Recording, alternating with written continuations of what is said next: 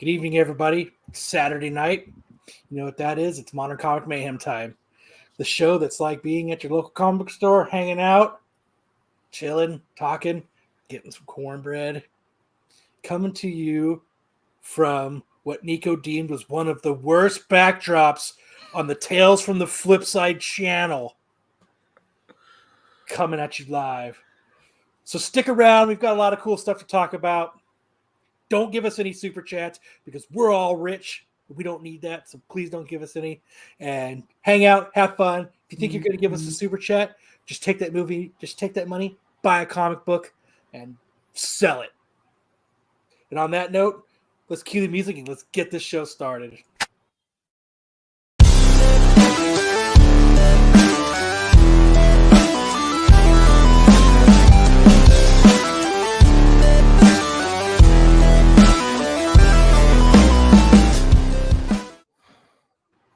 Yo. Man, Yo is right. What's up? Kyle on a good one. Kyle on a good one. All fired up. Yeah. That was a good intro. Rich, I ain't seen you in a long time, man. Where you been? Dude, Okay, we'll talk about it later. He's frozen. All right, you guys. What's going on, everybody? We got 31 live hanging out with us. You guys remember, check out the drinking game. Do yourselves a favor. Partake. Have fun. Chill with us. Lots of stuff to talk about. We've got what we got tonight? We've got pickups. We got lots of pickups. We've got some spec. Richie's got some spec plays, so we got some of that. We've got the hot comic review. What else do we got? The hot 10. The hot comic. Yep. So we'll go through all the hot comic lists. Before the show, we were chatting about everything from Bigfoot to time traveling to apocalypse stuff. That's what I'm saying. We were so vested into cybersecurity talk that we didn't even realize that it was time to go live. Yeah. Well, shout out to James and Jonathan. Shout out to Hive Comics. No worries, brother. Love you. We got Jonathan on Hot 10 the other night. It was fun. Are they live right now and whatnot? Let's take a look in. It's it might be Yeezy Yee's birthday and Mel V's birthday. It is. Is that right? Yeah. So no. Yeez is next week. Oh, okay. Yeez is next week. Okay, so yeah, but Yeezy's got a sale. Let's see here. Tomorrow, 9:30 p.m. Yeah, nobody else really on right now. So make sure to Friday nights, TGIF, man. Killing it on TGIF. How's that going? It's fun, dude. It's a lot of fun. I was just, the super chat talk. I said we were rich. I'm a fucking liar. I'm poor as fuck. I can't even watch that TGIF shit because I don't even have the money to buy shit. Ditto. Well, the cool thing was, I'll show you that one of the coolest things that happened. Shout out to Big Clutch and Comics Vault Live. There's a lot of craziness going on right now, and Clutch really wanted to, really quickly on the fly. I think he reached out to to a charity, the Trevor Project, and he gave all the proceeds he made from TGIF on Friday to the Trevor Project, which was really cool. So shout out to that. That's pretty awesome. What else did we have? Like he had goodies. I mean, look at these goodies that he sold the other night. He sold a 9.9. Wow. Yeah. Yeah, that's the image box one. There's another 9.9 Walking Dead, bunch of Invincible 9.8s and 9.9 Philadelphia. A lot of signed books, 9.9 Redneck. So, fuck do you get all those 9.9s, especially with image books?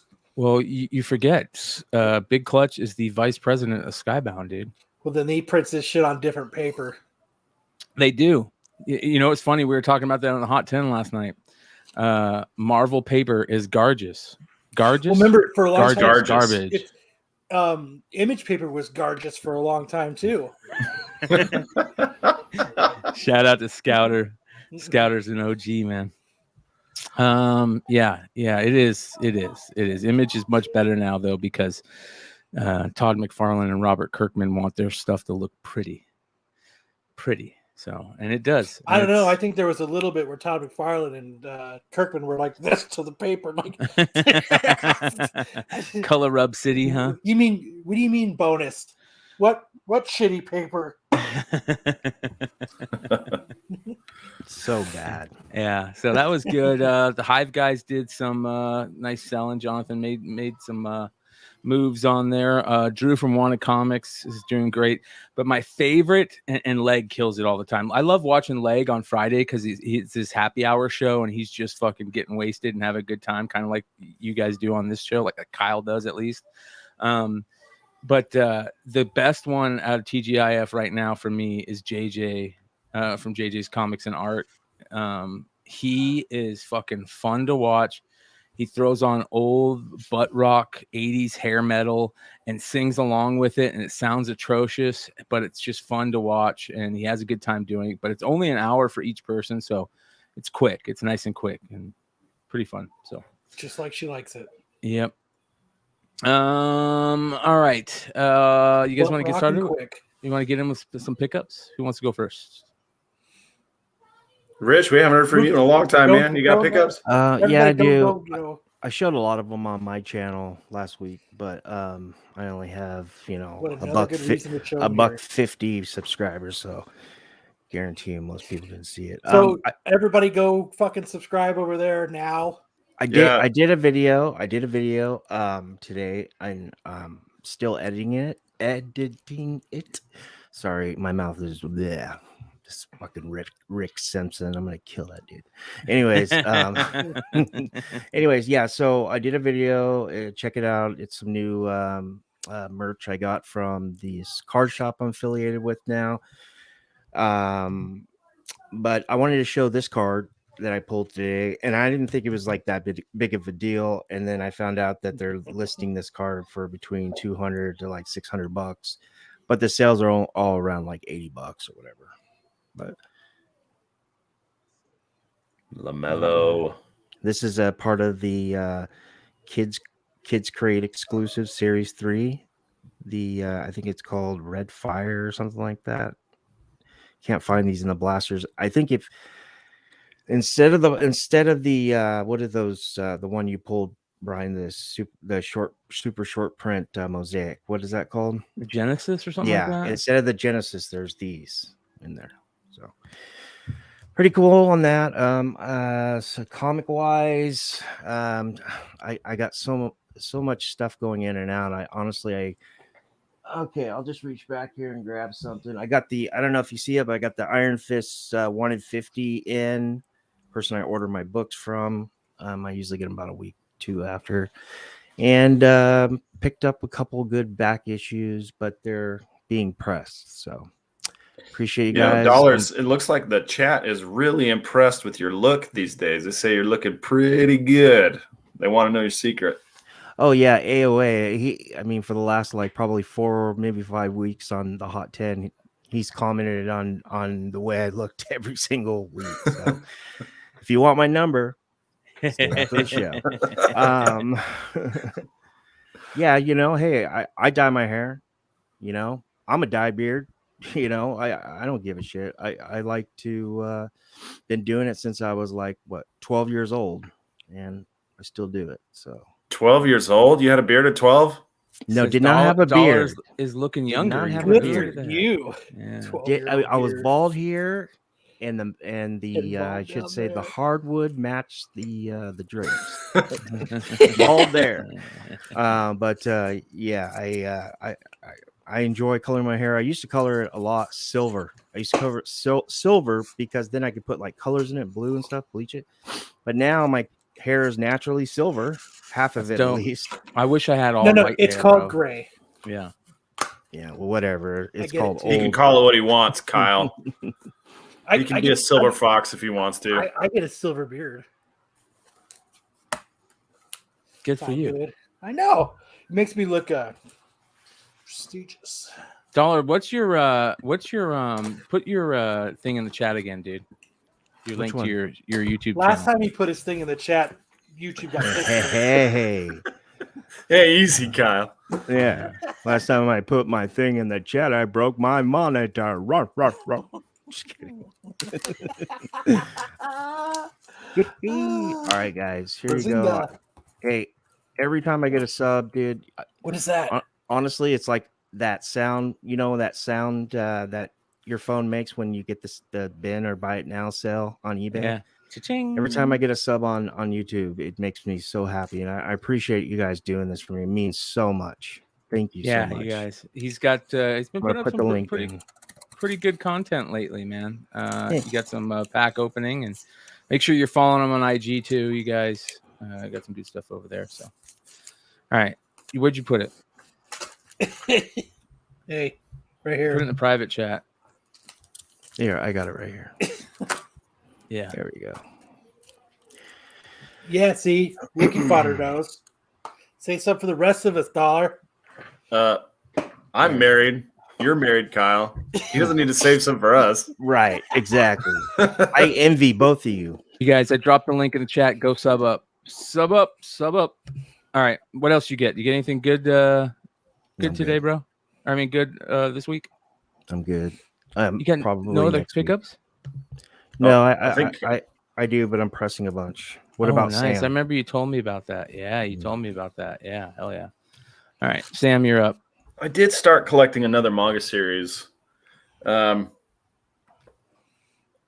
don't need first off, I don't need anybody hating on me because I like family friendly content. Okay. But this is a fantastic series, Spy Family. It's going to be an anime this year. Danger. very I popular. told you, we don't need super chats in MCM. Danger Room dropping the $10 told super you. chat. What is going Danger. on? Next time you want to do that, don't. We love Go you, brother. buy a comic and then make money off of it. Kyle, I told you, the more you yell at them, the more they're going to drop super chats. I told you. This isn't a joke. I don't want super chats at MCM. I do. So fuck him. Don't listen to Brian. He's Listen on 67 other shows that he can. We're get gonna super start chats. paying. We're gonna start paying Tomb to do some stuff for us. So shout out to Tomb. I want to shout out to Tomb. He fucking created this badass logo for Sam and I's new podcast that we're going to That they don't even have a YouTube for, because if they did, I'd be sharing it. right. Yeah, come on, give us a break, man. But if you're into murders and UFOs and paranormal and all kinds of weird shit, time travel, that's going to be the show that you want to see. What's the name of it? It's called Thresholds of Reality. That's dope. Dope. And they're going to talk about It's going to be cool incredible. If those super chats got me Crown Royal, I would keep my mouth zipped. Dude, there's an owl outside my window right now, fucking calling another owl. That's awesome. It's crazy. It depends on the kind of owl. Some owls are not awesome. Yeah, Give baby it a Tootsie owls are Pop. loud. They're like, wow, wow. There's a breed of owl that it doesn't hoot, it screeches. And it's not cool. Yeah. Some owls are babies and they fucking suck even worse because that's all they do. All right. Kyle, did you get any pickups, bro? I only got one this week. I went off of one of Red's, and I had to get me a really nice the Marvel Age. Nice. It's just a cool cover. If It anything is. else, it's just Red imagines himself in that Romita position there. Yeah. that he goes, "Mama." That's him saying that right there, "Mama." What is it? What's his thing? Ding dong. He says ding dong all the time. But yeah, that was my pickup. I got it in the mail. So, Where is Hood? I gotta send Hood the link. I always forget to send Hood the link. Send the man the link. We just need to put him in the chat. Yeah, Rob. Yeah. Barnell. I'll send it to him right now. All right. I have a lot of pickups in an open window. And let me do this. It's a nice logo. So I got a bunch of comics. I got a bunch of Star Wars comics that are gonna be for sale. It's Star Wars week on Whatnot, and I am not part of any event or anything, but I do love BB66 with the 1999 super chat, executive order super chat. That's what I'm fucking talking about, baby. Thank you, brother. We appreciate you.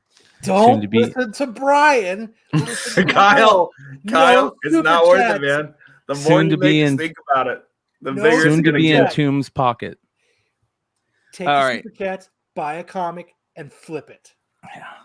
Hey, we would have sent Don't- MCM $20. No, wait. Kyle said not to. I'm gonna buy a comic book and I'm gonna flip it and make 50. Thank you, Kyle. You're welcome, everybody out there.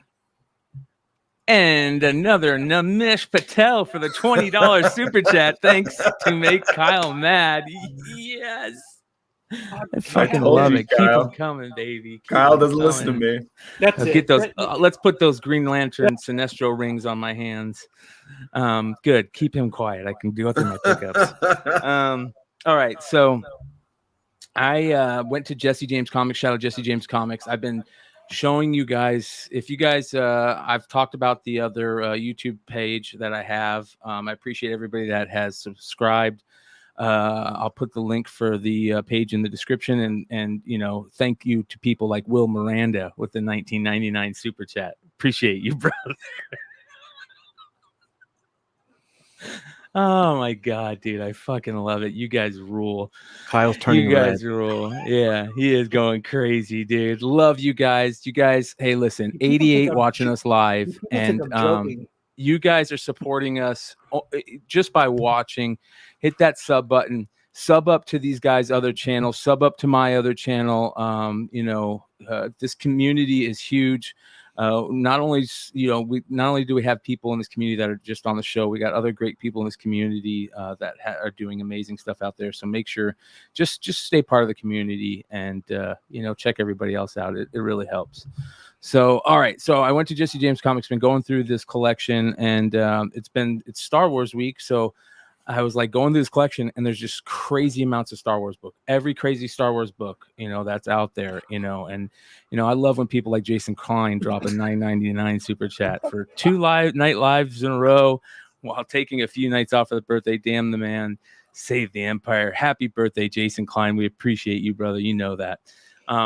Jason should have taken that $10 and bought yourself another drink for your birthday. Happy birthday. So I put aside a ton of Star Wars books thinking, okay, I'm just going to go sell Star Wars books during the Star Wars week.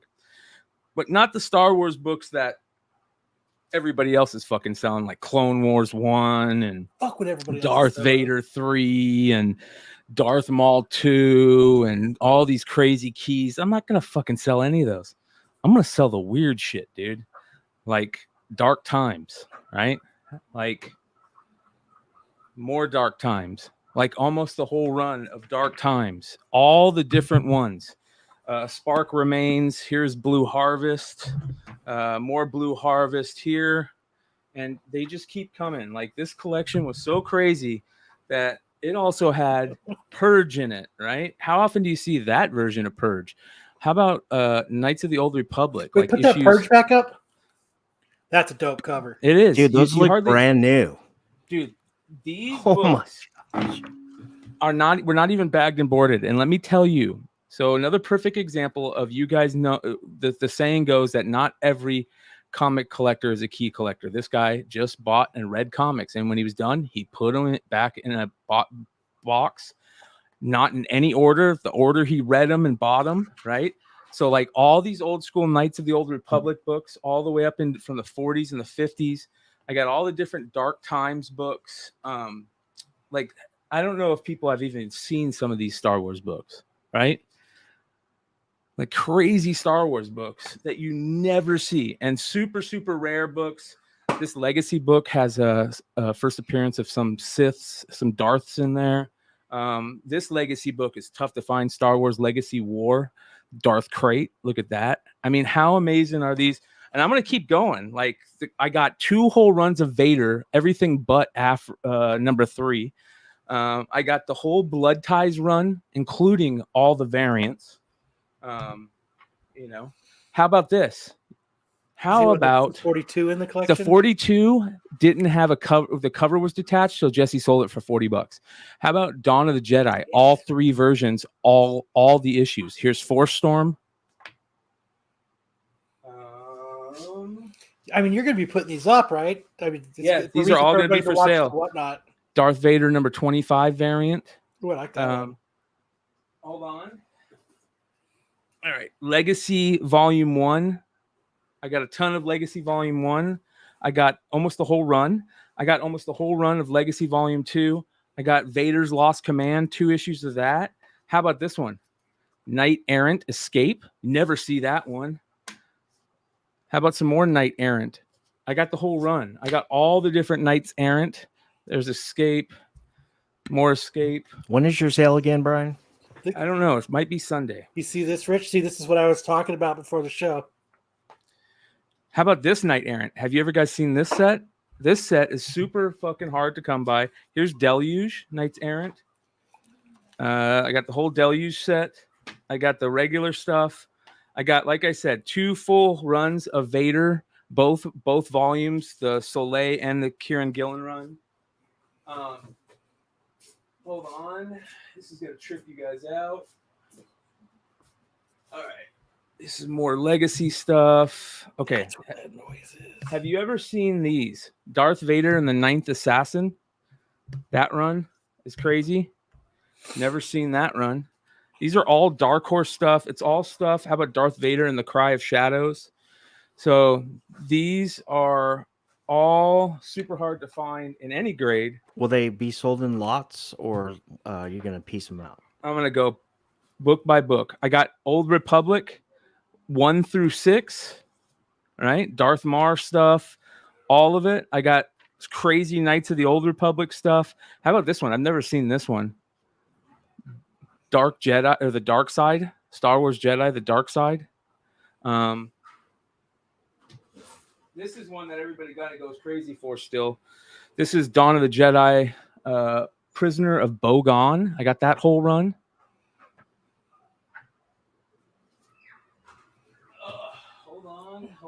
Holding on.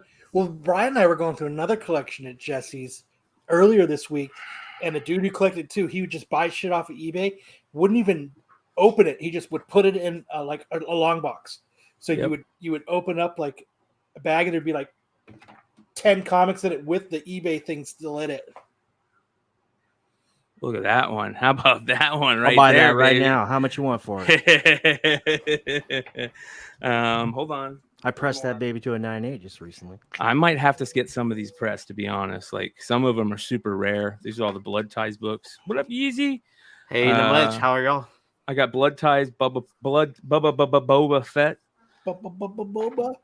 How about this one? This one might, to be honest, this one might have to get graded. Oh shit! Just press this one too. I think I might have got a 9.8. I can't remember. I got the whole Force War. I got the Force War run. I got Dawn of the Jedi. Force War, Force Storm. Can you just sell them right now? I'll give you the money. I got. Hold on. He wants a big auction. He wants big. There's price. Dawn of the Jedi, Force Storm. I got more of them. I got Dawn of the Jedi, Prisoner of Bogon. Have you ever seen this cover? This is a creepy cover. Look at that fucking thing. Tawny the Tiger as a Jedi. Tawny the Tiger as a Jedi. I've never seen Legacy. I've seen that. Okay, Oh, that's cool. that's kind of cool. All right, hold on.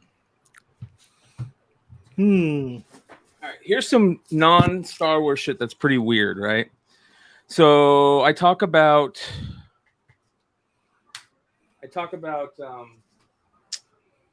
homage covers, and I know I hate them, but I love X-Men 141 homages, and I've never seen this one. Shout out to John Z. He's a Ultraverse fan. Look at that. Oh, Never seen that. Ultraverse All New Exiles X versus the X-Men #0 limited premium edition. So that's a really rare book I've never seen. I picked these up because I think that I picked up a whole run 1 through 10 of Mighty Avengers, which is nice. Have you guys ever seen these? This is kind of crazy. And here's the only reason I picked them up.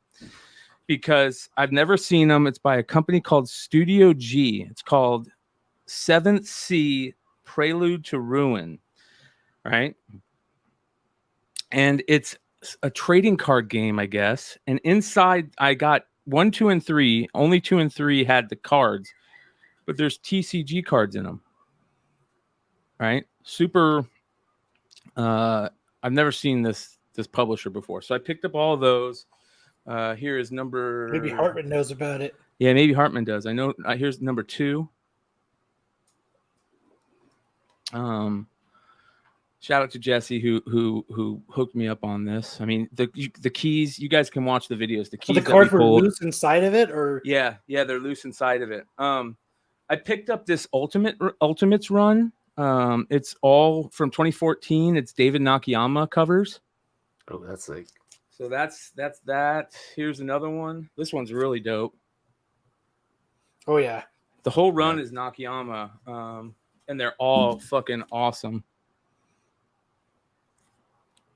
That's like. It's almost like his pre-work to like all the negative covers, right? Yeah, look at this one. Cover. I like Sick. that one. Yeah.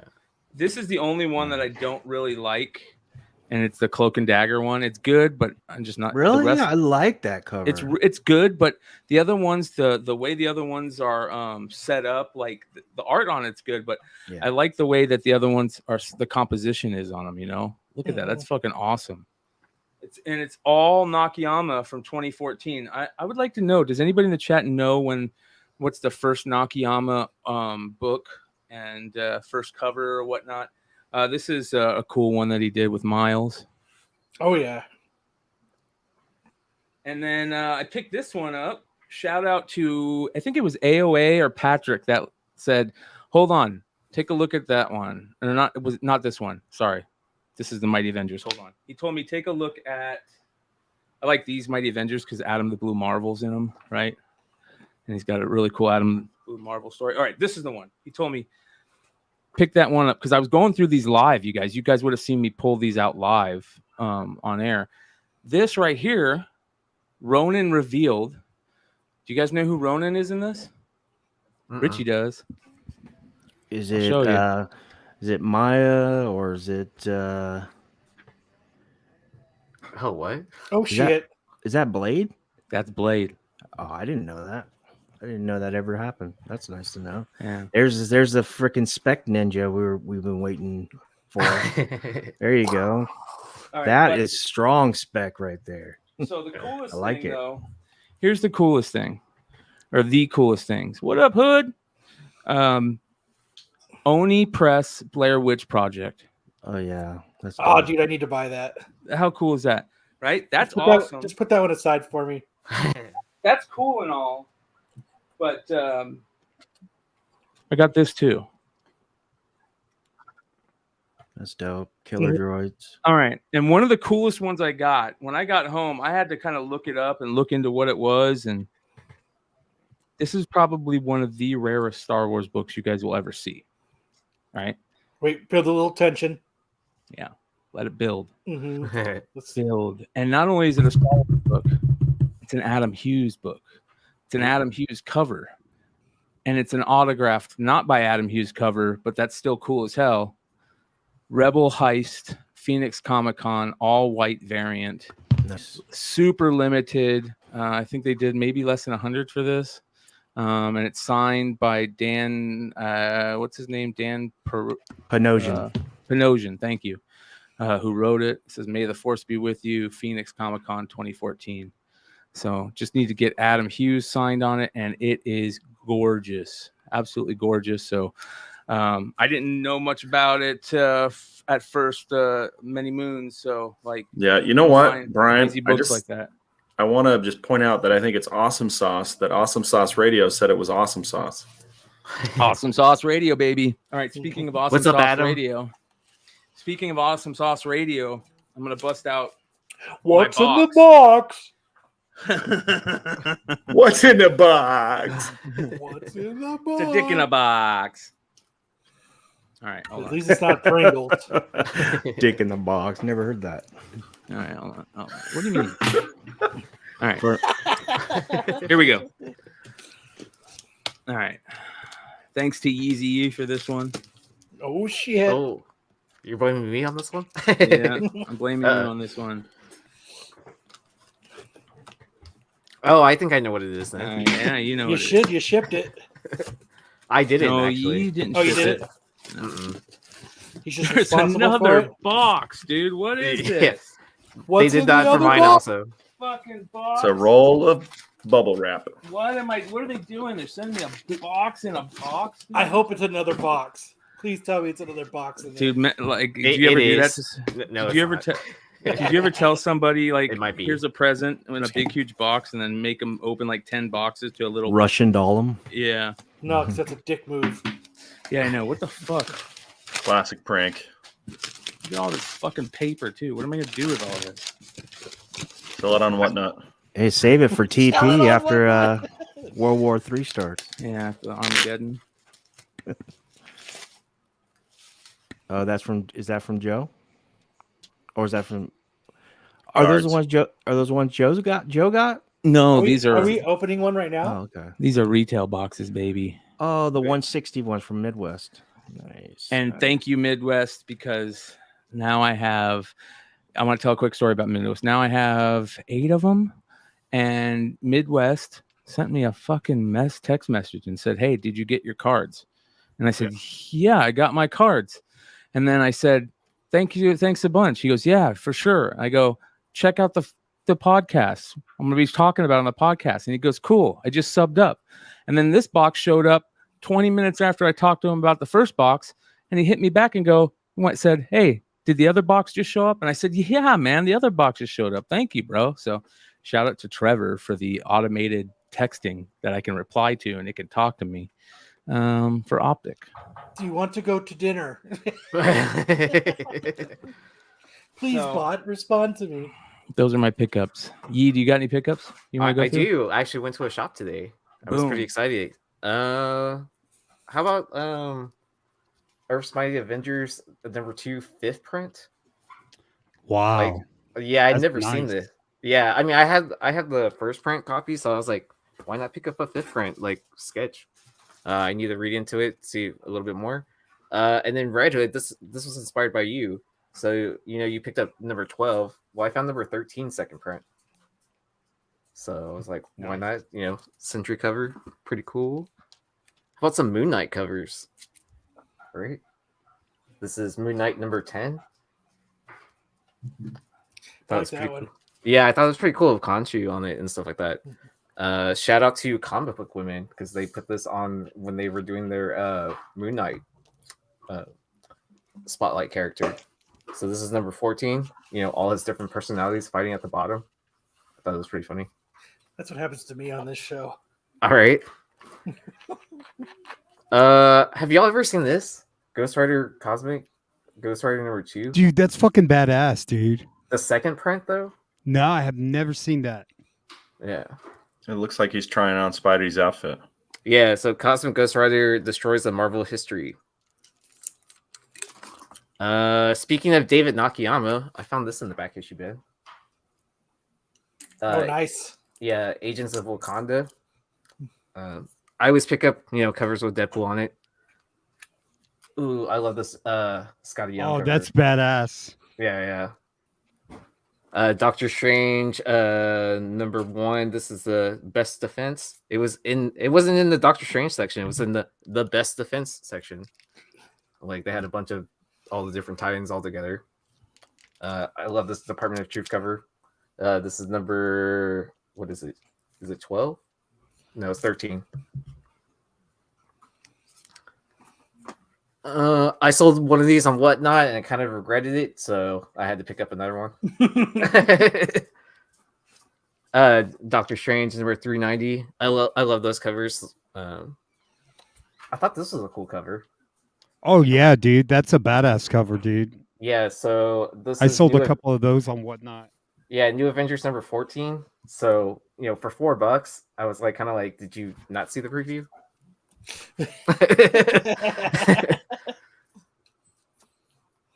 Killer number 1. This is the incentive version. I think it's a 1 in 25. But I need to pick up just a regular cover to read it. The premise of the story sounded pretty cool whenever I was on cover picks with Ninth Wonder. Darth Maul #3, Cad Bane's first cover, $4. Like, how do you still have this book for $4? Like, Right. okay.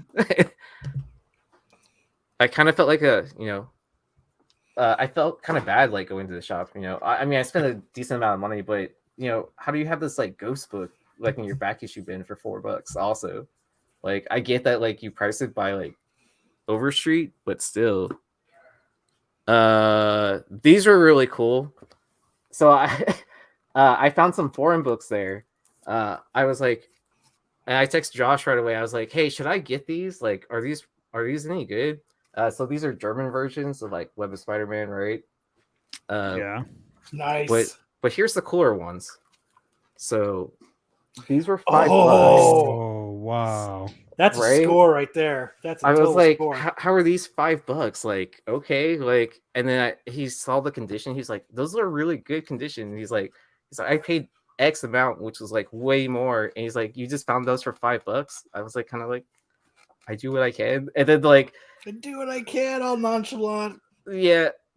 But the funny part was like they had the American version, which was priced like way, like I'm guessing like $100 or something like that, or maybe probably a little bit more. And then they're like, yeah, we have this version as well. And I was like, $5, okay. Like, yeah, I sent a picture to Josh right away. I was like, can I take a picture and send it to a friend? Because like I was gonna buy it no matter what, and I was like, I gotta show him this, and then yeah. But What did Josh say? Fucking buy it, dude. he's like, buy. that was his first. I think his first line or whatever. Yeah. But yeah, that's all I have for pick. Oh, and I also got a couple other boxes as well. From Midwest, and then the automated Trevor sent me a message too. Nice. I like Trevor, dude. He responds and subs up to website pages. So maybe we can get automated Trevor on one day. That'd be pretty cool. Yeah. Red, you got any, brother? Well, I do. Let's see. I do. You know me, I always look for crazy shit, So, like, that Marky Wahlberg got me looking for like crazy books, right? So, I found for 50 cents. Shout out to my homeboy at Most Wanted Comics, Steven. Shout out Steven. What's up, Steve? So I got these for 50 fucking cents, dude. Look. So I got the Joe Montana Personality Comics. High grade, dude. It's got the cards in the middle. I got Magic Johnson. Nice. I got Ken Griffey Jr. Another Magic. And then look at this one. This is a let me hold it like Mercenaut here. This is a Wayne Gretzky, Nolan Ryan collab. That's cool. Oh, that's really cool. This is a Gretzky Ryan collab. And then and the art style just screams 80s, like for some reason. Dude, the art is gorgeous on this one. This is Joe Namath. That's really Nice. good. Right? It looks like he's got two black eyes, dude. It looks like a raccoon, dude. And then I got this for $6. So this was autographed Spider-Woman #1. It was autographed by Dynamic Forces, John Kropp. Shout out John Kropp. 1993. I love it when the artists date their signature. Yeah. Because that levels up the book. You know what I mean? So it dates it. It's when he signed it. Yeah, Department of Truth, Ryan Gretzky variant. Yeah, no shit, bro. I picked this up for 50 cents. The Mighty Magnamore. You remember this, Brian? It's the artist from Gru. No. Sergio Aragonis? Yeah. Or is that how you say it? Yeah, Aragonis. And then he made me a good deal on some George Perez Greatness Nice. newsstand. Beautiful. High grade. High grade, bro. High. And then, dude, he let me have this for $8. Gary Frank. That's the best cover out of all of them. Yeah, he let me have this for $8. And then, dude, so, bro, 1 in 100 Casada. Thor God of Thunder 1. Wow. Damn. Ask Dude, me I what I found- paid. Ask me what I paid. Wait, no, 50 cent. No, $1.50. no. 50 $20 bucks. 20 Nice. bucks, bro. Not bad. It's selling for 140. Not bad. Nice. Dude, 1 in 100? Are you serious? I'll give you 25 for it. Nah. No. And then where is it? Hold on. Yeah. Department of Truth was a homage to that cover. I was looking for the number 1. I got the 2 and I got number 7, Bill and Ted's Excellent Adventures, Oh, nice. 50 cents. So, and then I found another X-Men movie variant, kind of, it's a little rough. I'm going to try and press it. And then I picked up another one of these. Ooh. Oh, nice. Yeah, Are and then those still I selling? yeah, dude. And then I bought a graded one from Kalen's Comics. I bought a 9/8 CBCS. I won it for 160. And 9/8s are going for over $350 right now. So. Kalen's Comics is the place to be, you guys, on Whatnot Yeah, for slab deals.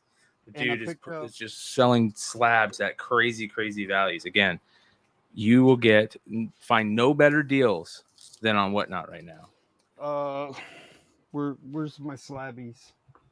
I picked They up a should Spawn fucking pay me 9/8. for that, for saying that every single time about that. But it's the truth. It's the truth, man. Dude, he's awesome, dude. Like he hit me up. He go I guess he was watching the show or somebody told him like he goes, "Hey man, hey Red Hood, I heard you all were talking good stuff about me or whatever. Thank you, appreciate it." And I said, "Yeah, man.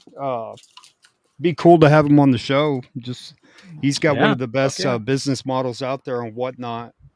So I wonder how many books a week he sends in, because He's he got grades everything. everything, right? And he's got books to last him throughout the year, and he runs the suicide auction, the Sudden death. Oh, sudden death. yeah.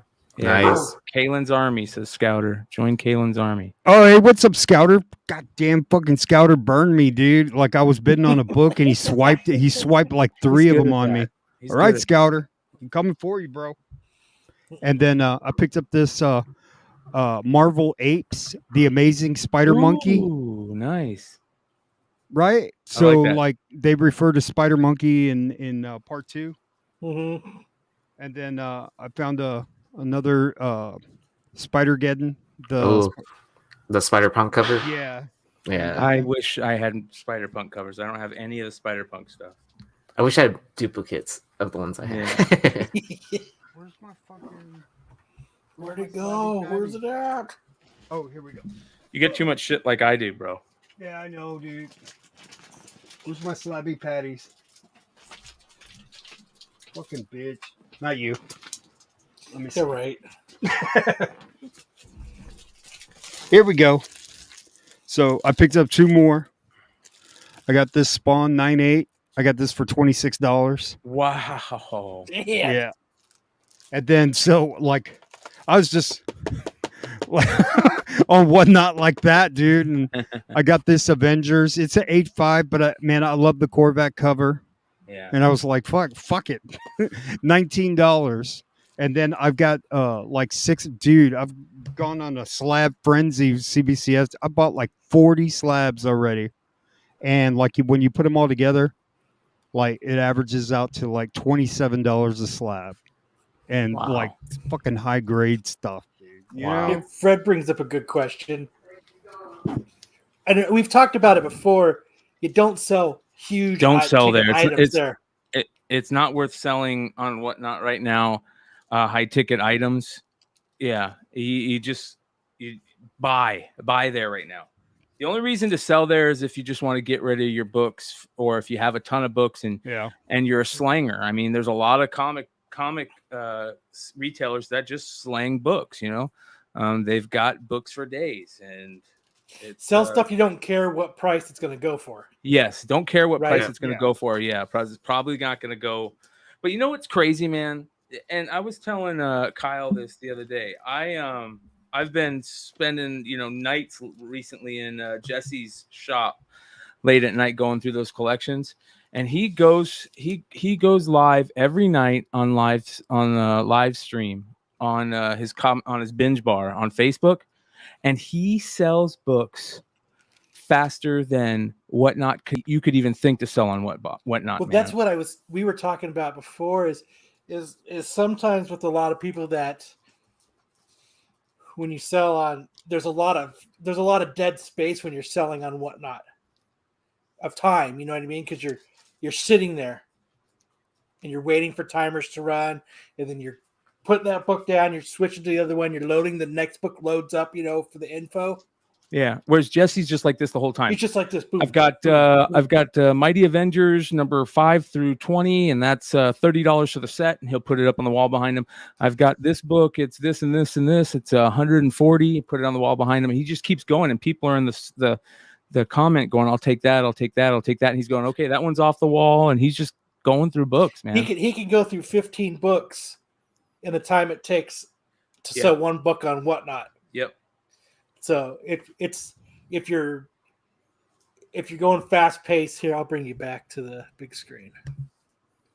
See the Phil Noto goodness right here. Look at this Superior Iron Man number 2. And you know what? That is going to be in Multiverse of Madness. We're going to get into Multiverse of Madness talk here in a second, and there's a lot to talk about. And then I showed Aaron the other day. Look at this, Brian. This is the Michael Jackson Thriller homage Dazzler. Do it, Aaron. Yeah, I remember that book. Dude, this book, like I looked it up, this book is commanding like $40 bucks. High grade. Dude, it's a candidate too, man. It's fucking 9.8, bro. Not bad. Yeah. So that's my pickups. I was like on the hunt. Well, hopefully we answered your question, Fred. Yeah. Hey, I was on Ninth's Whatnot today, and I was, and some book fucking sold like for like 170, and then some guy just jumps in. He goes, "Man, you could have gotten 2 first appearances for the price you paid for that." I was in there for that. Yeah, that was. And I'm like, dude, like, and like Ninth was all like, "Hey man, this is the way it is." And I was like, "Tell him to go fuck himself, dude. Like, what's going on, Ninth? Have you changed, bro? Like, I'll say it for you, dude. Like, I hate trolls like that, dude. Like, get the fuck out of there, dude. For real."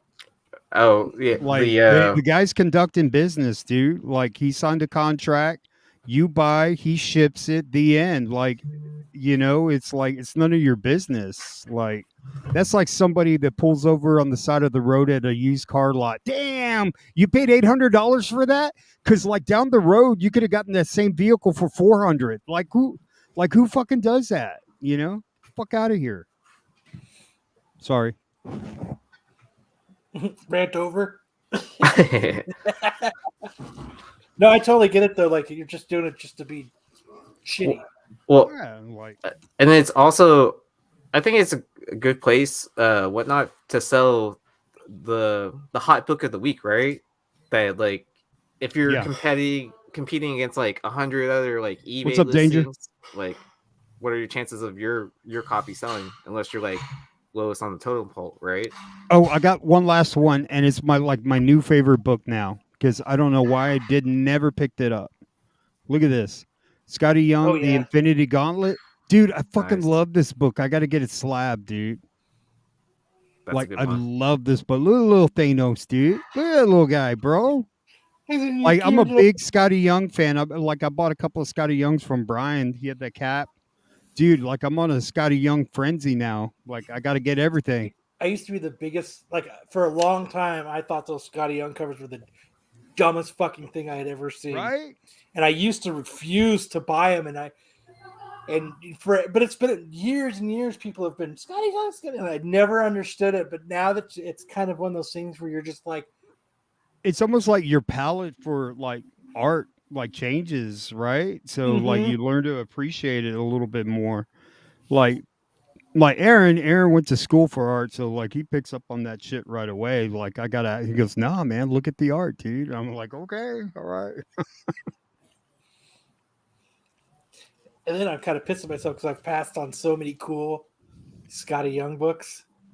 I know, dude. Like, So I'm like, dude. fuck those baby things. That's what sells on Whatnot. If you've got like Scotty Young's, like and a whole bunch of them, you'll sell them all day long, dude. That's what sells on Whatnot. Scotty Young's, and of course the hot top 10 from the CBSI top 10. People are looking for those books, and Well, like I looked everywhere today for that fucking Zero #1 or whatever bullshit that is. Nobody it has always it. happens to me though. What is it? The in my area, all the Scotty Young books they've upped the back issue price. So it's Mhm. now like $10, like a back issue for a Scotty Young book. So anytime I find one for like cover, I'm like, okay, I'm just gonna pick it up. Yeah. Like no matter what. All right. Man, So I Daddy wants to wanted know if you're an artist. Nah. Like in what regard? I mean, I play music live. Does that count? There you go. Yeah. We're all I mean, artists in I our own used to way. paint. I like to So piss on snow and draw I'm not, things. I'm not an artist at all. I mean, yeah, I won the I fuck up student stick guys. for a painting I did in college. I did win a student art contest or second place. Oh, really? Yeah, I did a pointillism painting. That So many like, layers we're peeling back right now. Yeah. it They took give the like losers trophies too. no, actually, You're not it was, first, your last, Ricky Bobby. I Yeah. know, right? Music Take is a art. Take a bite. There you go. All right, you guys. I want to talk about Multiverse of Madness. I know Richie isn't here. Richie's got some really good spec stuff to talk about. We'll get into that once he gets back. He's having some computer issues. But all right. So some Multiverse of Madness stuff. More and more stuff is coming out. I don't know if you guys watch Emergency Awesome on YouTube. He's one of the best like scoopers when it comes to like pop culture movies and stuff. I mean, he also puts out a lot of BS too, though, Brian. Yeah, but he's usually pretty good on majority of stuff. Like he's got he's got insiders that feed him decent information sometimes. And I think a lot of his clock is right twice a day, right? a lot of his Marvel stuff though is decent. It's okay. You know what I mean? And one of the things that he recently put out that I think is really worth talking about is that the big villain, at least he was talking about the big villain being in Multiverse of Madness. You know, everybody was talking about it maybe being Chthon for a while there. You know, back when Scarlet Witch Vision was going on and WandaVision was going on.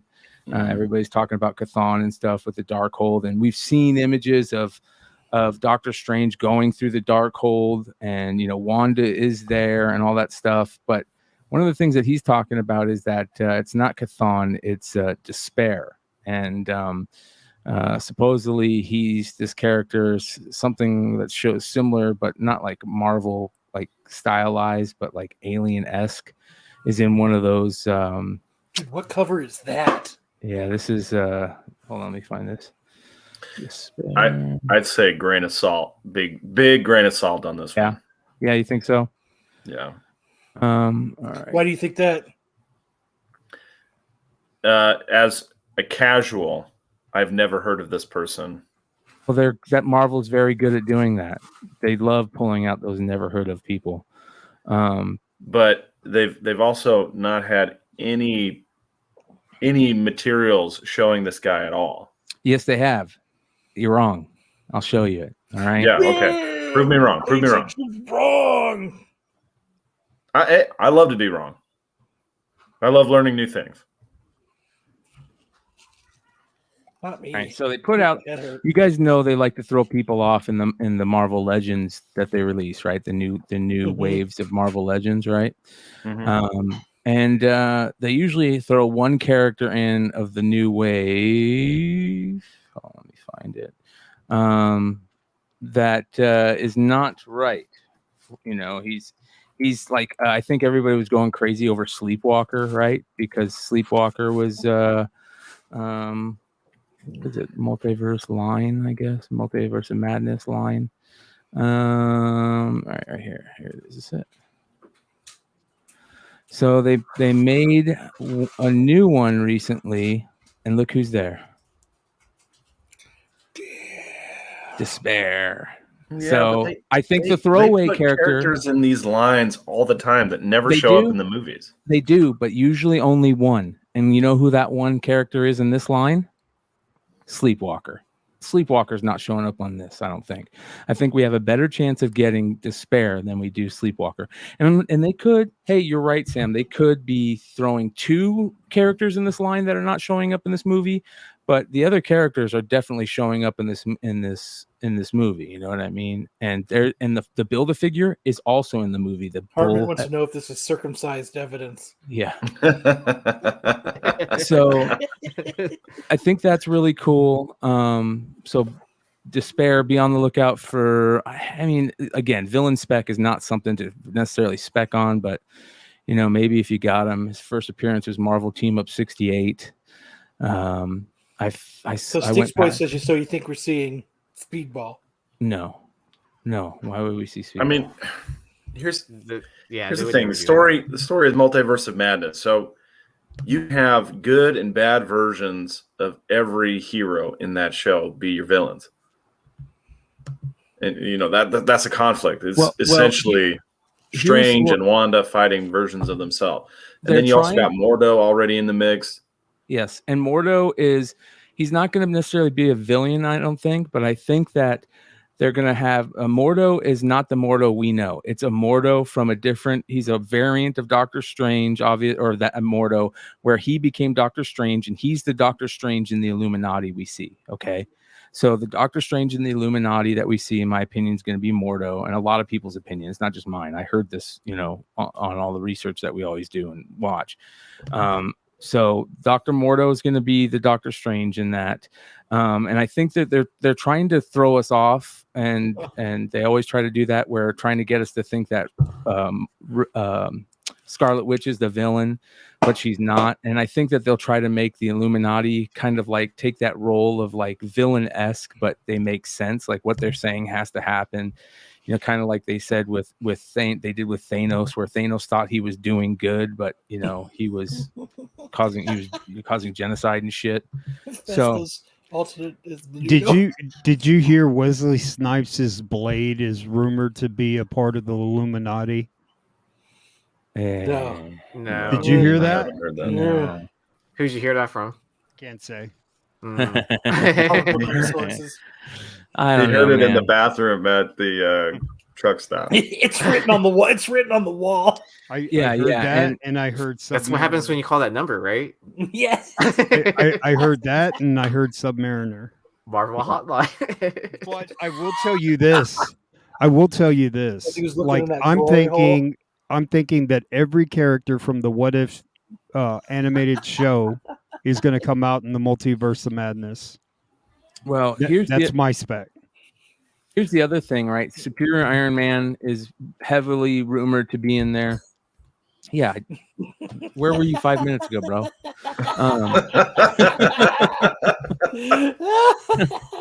JJ, you're killing me, man. And the other thing is that's the take of the day. We should do a poll, Brian, and see if Emergency Awesome is a reliable source.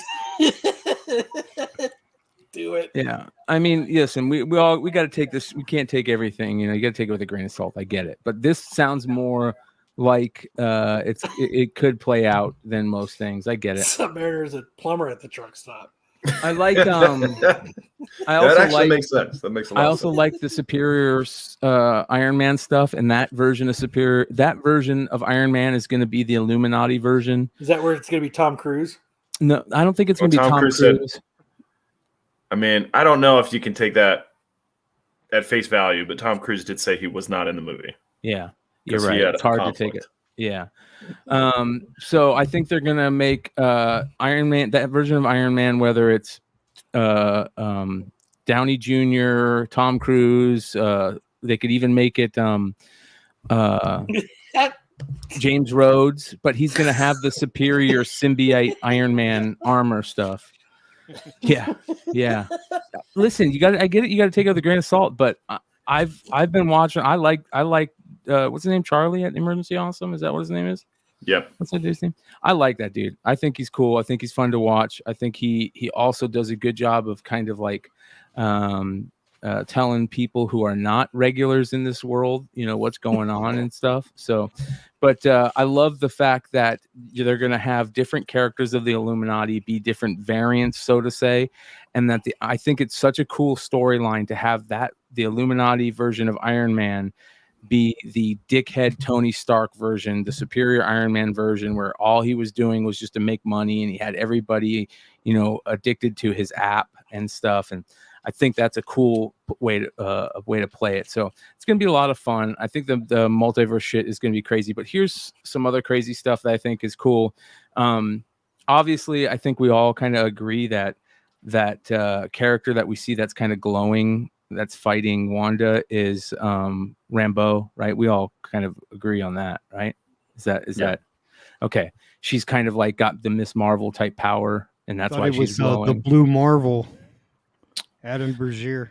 That would be cool if he was one of the Illuminati. That would be awesome if he was one of the Illuminati. Very cool.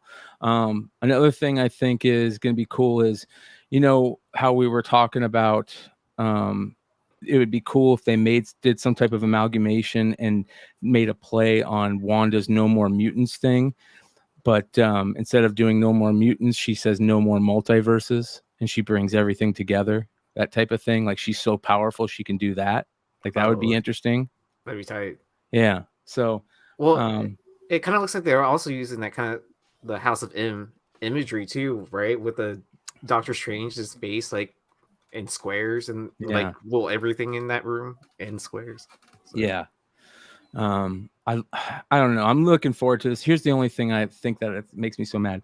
There's so many cool parts of this story that I feel like there's just so many moving pieces in different parts that we know is going to be in the story that I don't think they're going to have enough time to set up backstory. They're not going to have enough time. Like, this feels like it should be 2 movies, you know what I mean? Or it's just going to take place over a big chunk of material, like, it has kind of been. It's going to continue to take place over 4 more movies and 3 more series or something like that. So that's probably what it's going to be. You know who's going to be the villain of this movie? Party Thor. Party Thor from What If. That's who's going to be the real villain here. I love the Marvel zombie-esque Strange. I think that's super cool. I know a lot of people are saying that's like that's Nightmare or something, or some version of Nightmare or something. I don't know. Did they announce the runtime? That's a good question. Let's take a look. I agree with Hi Nathan. This is the kickoff event. That would be cool. Yeah. 2 hours. No way. Just 2 hours? Just 2 hours. Yep. And guess who is in it? Guess who's noted in the cast? Squirrel Girl. Bruce Campbell, baby. Oh, really? Oh, well, it's a Raimi. Yeah. Yeah. I think I'm part of a Bruce Campbell. What if group, Superior Iron Man is Bruce Campbell? I'd fill the cup. Dude, that would be badass. He could be a perfect dickhead because he's a dick in real life, man. He could be a perfect dickhead. Tony Stark. Real life. Yeah, big time. Hey, careful who you start calling a dick on the show. They might not want to show up. Well, we learned that. Hey, we're being nice about it. We're being nice about it. We love Bruce Campbell. We celebrate Bruce Campbell, but he kind of was a dick one time to Kyle. Like, not kind of. He was a dick to me. What did he do to you? Where did he touch you, dude? He did have a lunchbox. So I did. You had a Bruce Campbell lunchbox, bro? I still do. You want to see it? Dude, I got a Kill Bill lunchbox, dude. I got it. It's right over there. It's signed by him too. That was our argument. That was our argument. Was what I wanted him to sign my lunchbox. We had an argument about what was better.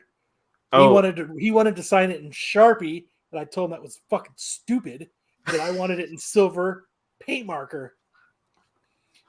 And The he told silver me, Sounds like my Donnie Cates story, dude. dude, Yeah. With the neon green Sharpie, dude, and Yeah. fucking just Mhm. flipped his That's shit, solo. dude. I only got Well- a sign in black. signing metal with a it's Sharpie never doesn't gonna make sense. dry. It's never gonna dry. Look, Bruce Campbell, it's fucking dry. That's pretty I funny. love Bruce Campbell, by the way. Does it have a do. thermos? It does. Is it plastic or is it metal? It's metal. That's awesome. It's like new. It was like one of the first gifts I think like Nubia ever got me, like as we were dating. Oh. And it's like a collector's item thing. Like, you know what I mean? It's like 1,200 You of wanna like sell it? 5,000. I want to sell it. I used to actually take my lunch in it. My buddy Keith is huge into Evil Dead, and he would collect all the different versions that would come out on like videotape and DVD. There's like a ton of different tins and stuff, but the coolest one was the one that came with a Book of the Dead with a Necronomicon, and it has like the skin cover and stuff. Mhm. Yeah, That's cool. Big Remo says, Brian, it all might tie into Ant-Man also. It very well could. Yeah, it very well could. It'd be interesting. It's all they're gonna make it tie in somehow. You know what I mean? Like, it's just the way it is. Yeah, Sticks Boy says Kyle eats his lunch out of signed lunch boxes. Yeah, he's got a ton of them. Trust me. Like, Hey, it's I all don't over know his wall. if this has been said or not, but like I was watching the Winter Soldier, and you remember when Cap goes to see Peggy, and she's Yeah. like 90 years old, and she's got like dementia or whatever, and then she closes her eyes and then opens them up, and she goes, "Steve, you came back, right?" And I'm just thinking, man, that's probably when he went back in time, right? And she, right? So that kind of I was like, holy shit, that. And it was the same writer, so like I wonder if that was the intention, like because you never saw him go, "Hey, look, Peggy, I'm here." You know what I mean? Yeah. That was her initial reaction. I don't know. I could be Yeah. wrong. It was a cool moment, that's for sure. It was a very cool moment. Hey, I forgot to show this for my pickups. This is something that I saw and I immediately went, I'm gonna send this to fucking Trish Forstner, man, because this would be cool to like a cool gift to give her, and I'm ruining it, but right? Oh It's like a yeah. Well, that is cool. Yeah, I Scamp. figured it was something K-pop. No. I thought this would be cool. Either her or Tony. We'll give it to one of them, but pretty cool. There was a bunch of all these old school gold key books in that collection, man. All kinds of Disney books, just craziness. It's crazy to see these, and you can tell that the dude just whoever collected, and he had a ton of comics because you can see like where he put other comics on top of it, and it's got the Oh yeah. outline of, the sun or whatever light hitting it over the years. Wow. Supposedly that's like one of the things on the Promise collection. That's one of the only things on the Promise collection that you'll see is See, that. and that's a great point, Brian, because like the Edgar Church collection, the books were like, one after the other, so that they stood up straight in a pile and they didn't lean over, so they were inverted, and that's what kept them so fucking mint, dude. Yeah. I fucking hope Batman's almost 3 hours. Yeah, that'd be cool. I Those heard golden- that's a long a run huge time. movie. The It's Batman. going to be the fucking best movie of the year. Those golden keys, man, in high grade are just you don't see them. They're just not high grade books. Everyone I ever see, they're just destroyed. Yeah. Batman is 2 hours and 56 minutes. Yes. See, Red, I took your advice. I thought that was badass. Oh, you so- got one, dude. I Dude, did, I I found love one. that cover, dude. I love that. That is so undervalued, man. Like they're interacting, they're kind of like touching each other, right? Did Let's you see. guys see Hive Comics new variant that they put out today? No. Oh, the No. Radiant Red one. Yeah, Radiant Red. Yeah, They got we talked about it a badass little bit covers. last night on Drunken Chat. Yeah, so here we go. What the fuck, Chuck? Oh, fucking. There we go. So there's the cover. One on the left is the A cover, and one on the right is the Virgin cover. Pretty dope. Supposedly, this Higgins verse, this Radiant universe, is supposed to be really, really cool. They got a little black hole symbol right there on the cover. Look at that. Yeah, the Kaji or whatever. What is that called? Black holes are really big these days.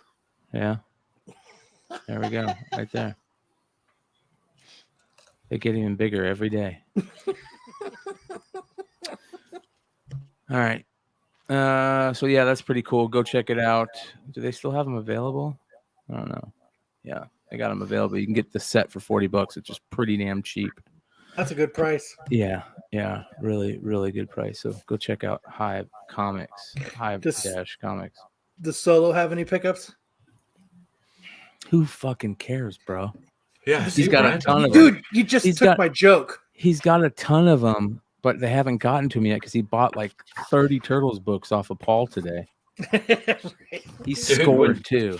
Dude, when Turtle books in that condition go for that low because people are still in bed or whatever I don't know what the hell they were doing, but I'll fucking take a second down on the house for that shit. Paul was selling Volume 1 Mirage Turtle books from like 8 and up.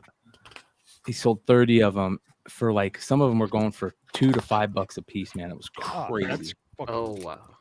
Dude, I texted him afterwards and I said, dude, I almost feel bad. I stole about half of your fucking books, man. I paid like $3 and $4 for, I don't know, 4 or 5 books. And then I paid like $10 for $40 books all day long. It was asinine. It was crazy.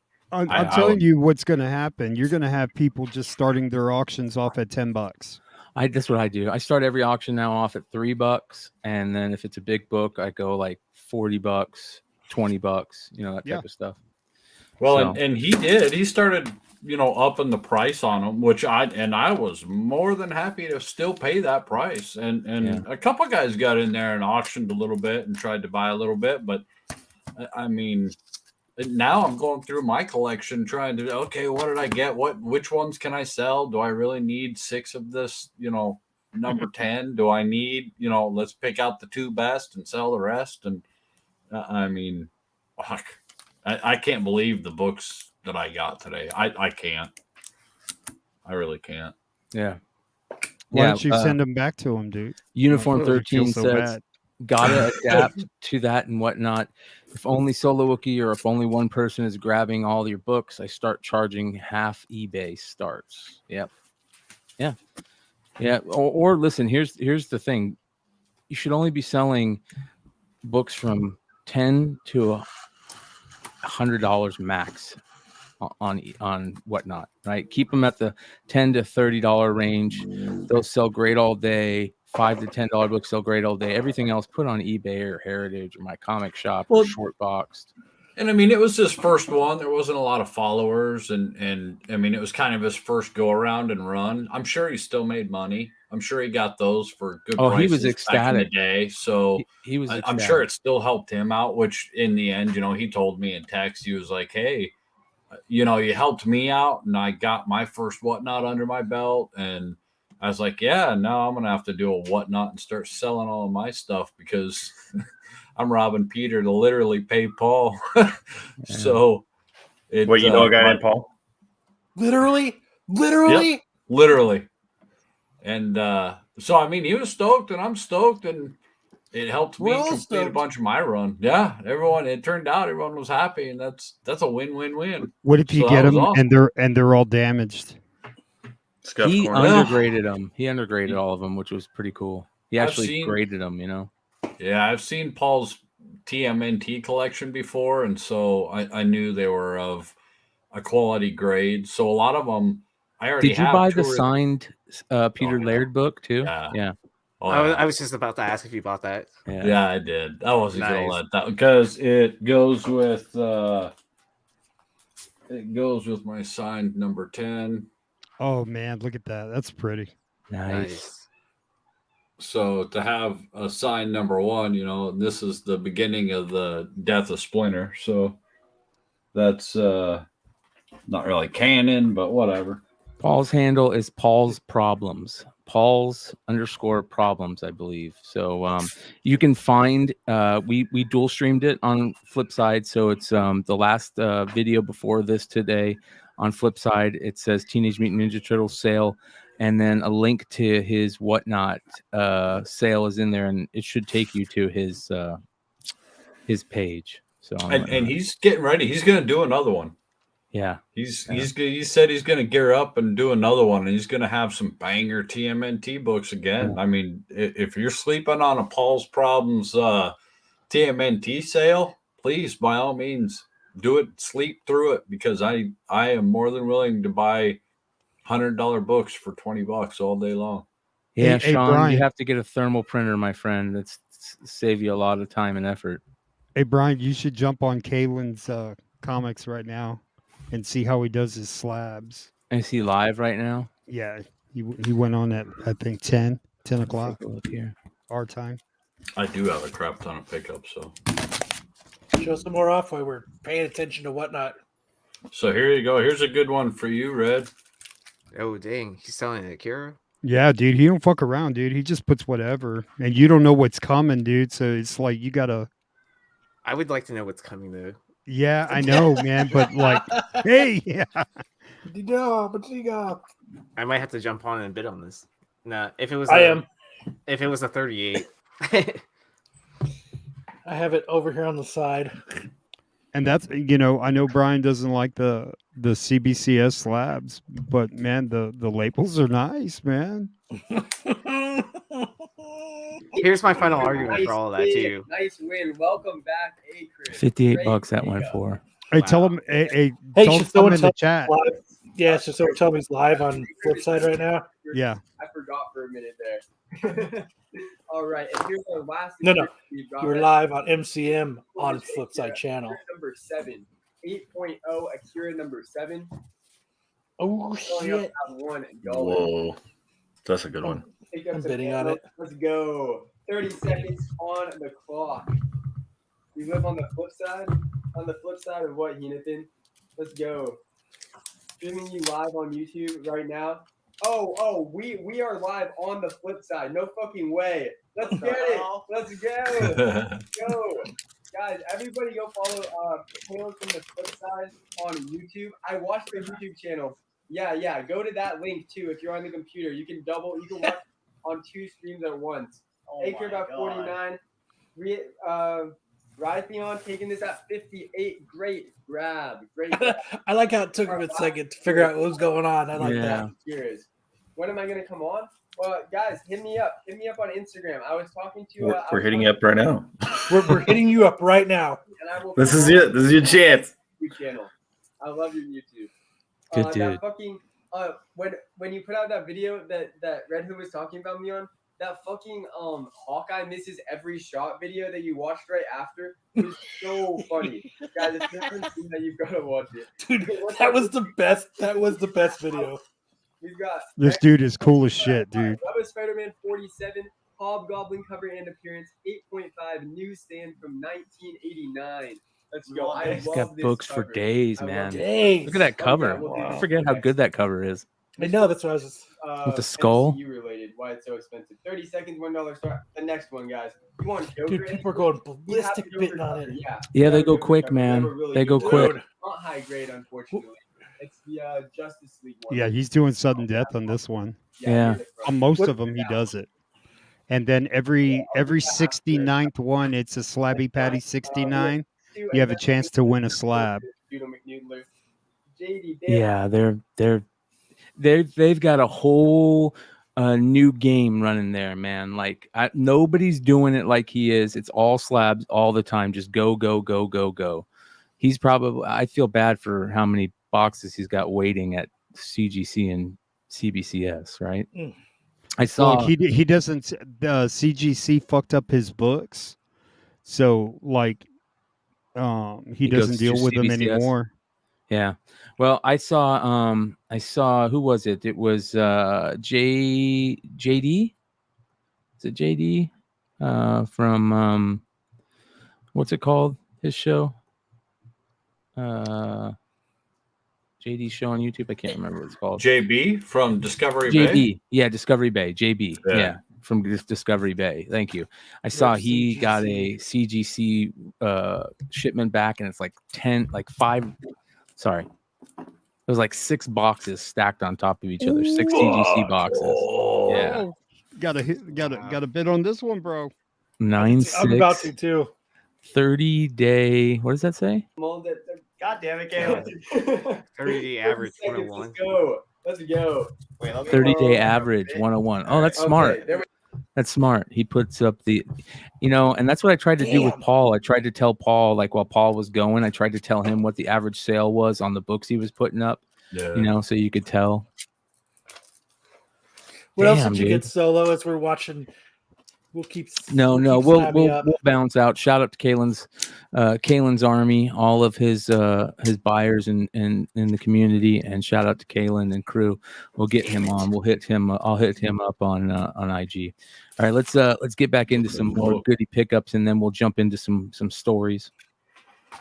I scored so big. I've been looking for this book forever.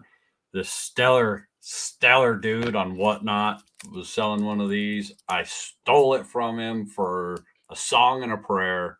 It's one of the few X-Men that I like that I will actually hold. I'm getting ready to sell all my X-Men. The Abbey Road cover. Fuck yeah. Kyle's got a story about this one. You're welcome, bro. I love this cover, man. I love this cover. I can't.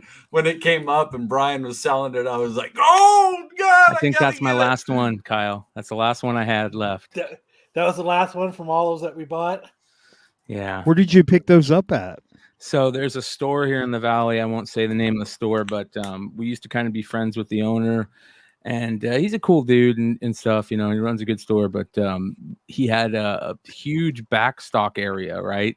And he would open up that backstock area for $1 a book during like events like Free Comic Book Day and Memorial Day weekend or something like that. So he opened that up, and it's just nothing but old diamond backstock, just still in the old diamond bags, like 25 books, a stack, So me and Kyle were going through there, and I can't remember if Kyle found it or I found it, but it was that Deadpool book, and I just grabbed all of them. You know what I mean? Yeah, Kyle grabbed like 10 copies. I grabbed like 15 copies, and $1 a piece. I'll just take them all. Yeah. And then he kind of realized we were flipping books, and we were buying all his books at cheap. And he basically said, yeah, you can't buy more than 2 books at a time from me. I have to save books for my other customers. Whatever. Fucking sale's a sale, man. Yeah. He found out we were buying them for $1 and we were flipping them for like, at the time it was like $15 a book. $10. It's on him, not on you. Yeah. Yeah. Yeah, it's part of the game, though. Unfortunately, it was like I think it was like the second or third time we went back. Yeah, because we were selling them so fast.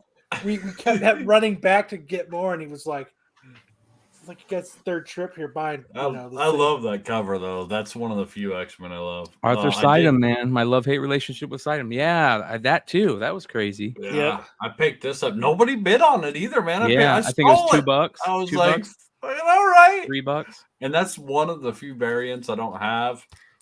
This I stole all day. Oh yeah, what'd you pay? 71. And it's beautiful, right? Yeah, dude, this thing is in such. I got 2 copies. I'm gonna auction on my minty condition. So minty, and nobody was hitting it. I was just like, all right. Yeah, I think I started that one for like 40 because I was like, okay. I know nobody's gonna fucking, if there's not enough people, there's like 20 people in the auction. That's another thing, you guys. If you see an auction that has 20 or less people in it, fucking hit it. Fuck yeah, Brad Selden. That's exactly what it was. It was the start of the dirty flipper era. Yeah. I found one of these for dirt cheap on the Evil Bays. Picked that up. Found these dirt cheap. There's a book you want to pick up there, Red. What is that? Spider-Woman? Yeah, Spider-Woman #5, Mercado, the Volume 7 run. Oh, it's such the camera doesn't do it justice, man. This cover is, I I love that fucking cover. Picked up a number 1. Who did the art on that issue 1? God, who did this? I can't remember. So I don't know. Open it You'll have up to look and it see. what does it not up. say We'll on? be here forever. Yeah. Open it up. I can't remember who did this. Oh my god. Let me see. Is Oh, it shit. You see the Iron Man book he just put up? Uh-uh. I like that cover. is it Milo Adam. Manera? Says Adam Hughes variant. No way that's Hughes. Let me see. What it says right on the back. Wow. That doesn't look anything like Hughes. That's No, interesting. man. Does he have his auto on there? Yep. Holy shit, bro. You can't get any bigger AH than that. He's all, yeah, it's me. Can't get a bigger age than that. Asshole. I'm a sucker for. I believe there's a version too. Yeah, probably. Yeah, you're a fan of Spider Woman. Dude, I love me Spider Woman. Oh, I love those covers, man. Oh, I know. The artwork on these is so dope. So I just went ahead and got all. And I found a guy that was selling all the Spider Woman. There's variants of those too, man. I know, man. They're hard to find. That one is a tough one right there. The one you're holding. That one is fucking amazing. Alex Maleev. Yes, dude. Yeah, and so I found these in a lot, and that was the one variant there. And then, dude, those look clean, man. super clean, super clean. Picked up a few of these. Oh, nice. From the same guy? One of them was. Damn, dude. Picked up a few of these. Nice. Oh yeah. It's hard. Oh not yeah. to just Mama. keep hitting. Mama. Well, and those were all on the Evil Bays that I found those. Dude, nobody's buying Spider Woman's. Little insider tip: if she shows up, start buying now because they're dirt cheap on Evil Bay. I probably, for all that right there, I think I paid maybe $25-$35. Dude, that Spider Woman Milo Manera, dude, like you can get that one for cheap. That one, didn't they recall that Milo Manera? Yeah, I think they did. No, they just they put the Oh, trade they on top trade of it. dress, right? Yeah, they added the Oh trade. yeah, that's right. That's all they did. Did it? I'm with you guys. I cannot stand getting eBayed at the register. Ooh, is that the Turkish edition? It is the Turkish. Nice. This is all my mellow fellow pickups. He threw in a couple because I was on there and I won like, I don't know, 20 some odd books. And I almost dropped like a stack of comics right now. That was close. Oh, was that the ash can? The previous one? nah, it's just the adventures, the second version of it. The ash can I don't think has this little. Oh, okay. So yeah, I got a second one of those. Dude, I forgot about this cover with fucking hold on, Solo, one sec. I forgot about this cover with Boba Fett and the Rancor on it. Dude, yeah, I knew blood that. ties. Blood ties, yeah. Totally Dude, I forgot need about bro, that. you could have sold that already, dude. I just got it last night, dude. Wow. What yeah, number it's is a that? good book. 4. That Buying it. We need to go down to Phoenix, Aaron, and hit up Jesse's shop, man. Dude, Stay you've been away. in it for Brian was days probably making a digging through killing, shit. dude. Oh, one of dude. 1 of 15 RI movie variant. Again, nobody bidding on it. I was just like, I'll take some of that. The What Lando is that? action. Star Wars what? Boba Fett blood ties. What's that? Blood ties. Vader down. Nice. Oh, One yeah, of the that's few bad. variants I didn't have. Oh shit! I'm looking on YouTube. Damn. Oh, Republic, God, she's 1 in so 25. Oh, dude, So this is a ugly. horrible cover, but I picked it up for next to nothing, and it's a 1 in 25. So, Like, they made her face look so repulsive. oh, that Dude, that she looks cover like is- the Wicked Witch of the West, dude. yeah. And the other covers are so much better. There's I think it's the A. Oh, my pretty. The A? It's either the A or the B is like 10,000 times better than this cover. 10,000 times. It just, I don't know. Whatever. I'm not in charge. I'm just a sucker paying the price. Dude, they're fucking cheap too. Well, No. Hey, everybody, Dengar, shout out Dengar. don't go on to YouTube or don't go on to eBay for a little bit, guys. Bosk. Oh, that's a good Hey. boss cover, dude. Yeah. And if we ever see them, I was really hoping we were going to see them in Book of Boba. This is a I'm going to huge effing score. I paid, I think I paid like $7 or $8. This is a Del Auto variant, 1 in 25. Dude, that's dope. Dude, it's one of the dopest 1 in 25s. Got me a Life Day. Yeah. Everybody loves the Wookiee Life Day. Little Poe. Dude. Nobody was bidding on this stuff, man. I'm like, I'll take that for $2. I'll take that for $3. I'll take that for $5. Little Shattered Empire. A little more Shattered Empire. I've been looking for one of these forever. Score! Forever. That's a sick cover. First appearances. Those aren't easy to find. I always buy Vader's Castle. If you need Star Wars Galaxy Edge number ones, I got like a whole bunch of variants of that number one. There's a bunch of variants I'm totally missing. Another Darth Maul. Anybody who knows me, I will pick up a Darth Maul all day. Oh, here's a surprise. Some turtle books. Some more turtle books. I think I paid almost triple what I paid today for both of those. I scored this. Shout out to Comics for Cheap on IG. That TMT book you had, was that the one with the cow on it? Yeah. Oh man, I think I let some of those books in that part of the run like go for like pretty cheap. Yeah, the back cover on this one is just mangled, dude. It looks like someone set down sandpaper. Dude, and we talk about that moved it book and all of a back sudden and they're on forth. here for expensive. What the fuck? You know what I love about Paul's sale today is he told everything that like happened in the comics, like the cool little shit. Like this was Yeah. like they were watching April's watching Pee Wee Herman in this issue, and I'm like, I've never even heard that. Is that the first Pee Wee Herman in comics and shit like that? in Like the background. yeah. Well, that's why I fell in love with TMNT is because they were so like they're walking down an alley and they had anthrax spray painted Kalen's across the Collectibles. wall. Kalen's Collectibles, Big Remo. Kalen's I'll put a underscore link. collectibles. Hold on, I'll put a link for you in there, Remo. He's got an Incredible Hulk versus X Factor up right now. Really, really good. Ewoks number 2 again. Comics for Cheap, and that 4 is the number 4 on IG. I scored this book right here for $2. Nobody knew what this is. It just, man, killing me. Is that Now the I comic just need- adaptation of the movie?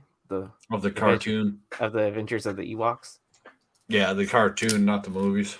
Because there was a cartoon for a while. And so they put it into comics. These comics are not easy to find or to get. No, the 25th anniversary one is super hard to find and super expensive. All those Marvel Star 25th anniversary issues are tough to find. Heathcliff, the Muppets Babies. Right. The Heathcliff number 12, that one's a ghost, man. Peter Porker.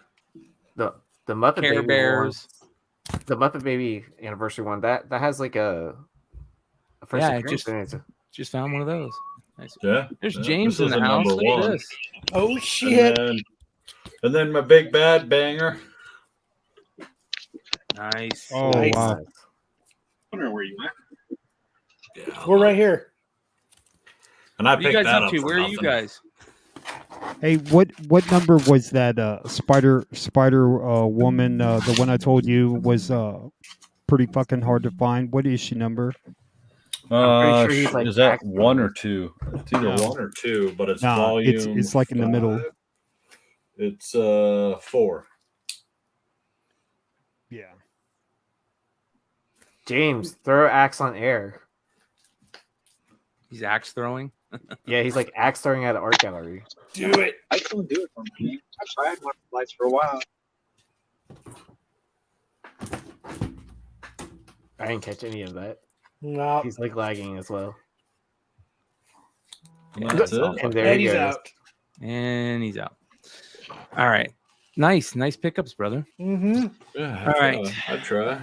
All right, let's take a look into some of the stories I've got today. This is a really cool one. I don't know if you guys have heard this, but starting with issue 125, Chip Zdarsky is taking over Batman. So that's pretty cool. I'm going to jump back on into Batman with Zdarsky, one of the best writers in comics, and I'm looking forward to that. He's got Jorge Jimenez too, or George Jimenez.